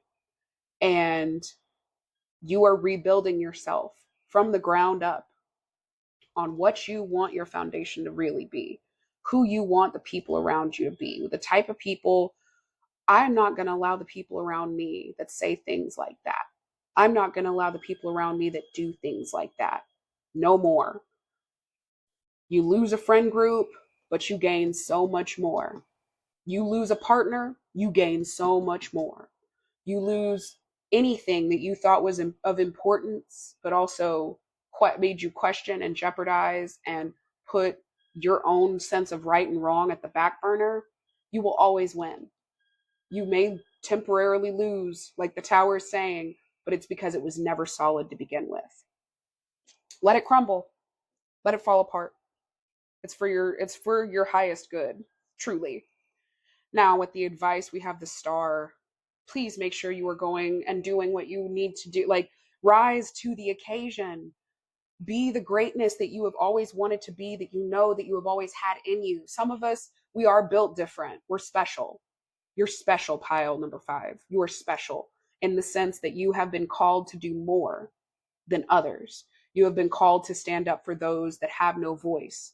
You have been called to exude one of the most old but honored forms of self-sacrifice by speaking up when it's uncomfortable, when it's opposed, when it is a bad thing. When speaking up should never be a bad thing, ever. It never should, and it never will. Because what do? We always come out on top.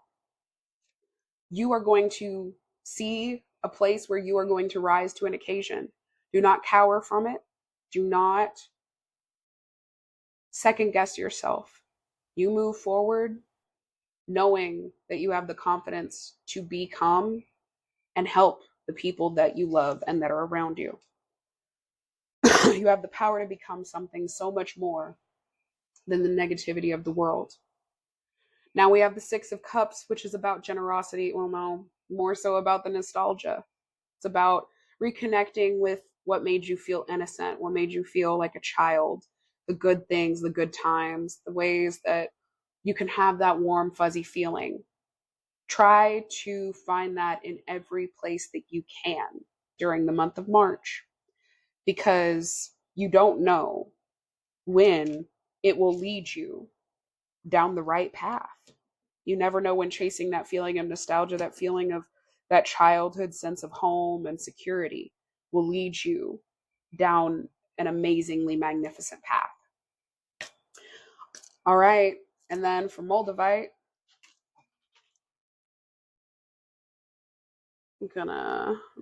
I'm not sure if you can really read that, but it says transform your life on earth. It says spiritual seekers and extraterrestrials trapped in human bodies, ayahuasca enthusiasts, and Aquarians need this stone. It says to put it in the middle of your forehead during meditation, altars, or alien landing sites. It says when you feel too grounded or disconnected from spirit, Moldavite is about operating at a higher frequency. When you're looking for more wow and woe in your life on the meditation cushion and beyond, explode your perceptions with Moldavite. I don't know about you guys, but this this little stone is very dramatic in how it changes you and your life and your environment and the surroundings around you. However, the way that it does it is absolutely incredible. It's probably still hard to find and more on the expensive side since it blew up on TikTok like during 2020 and 2021.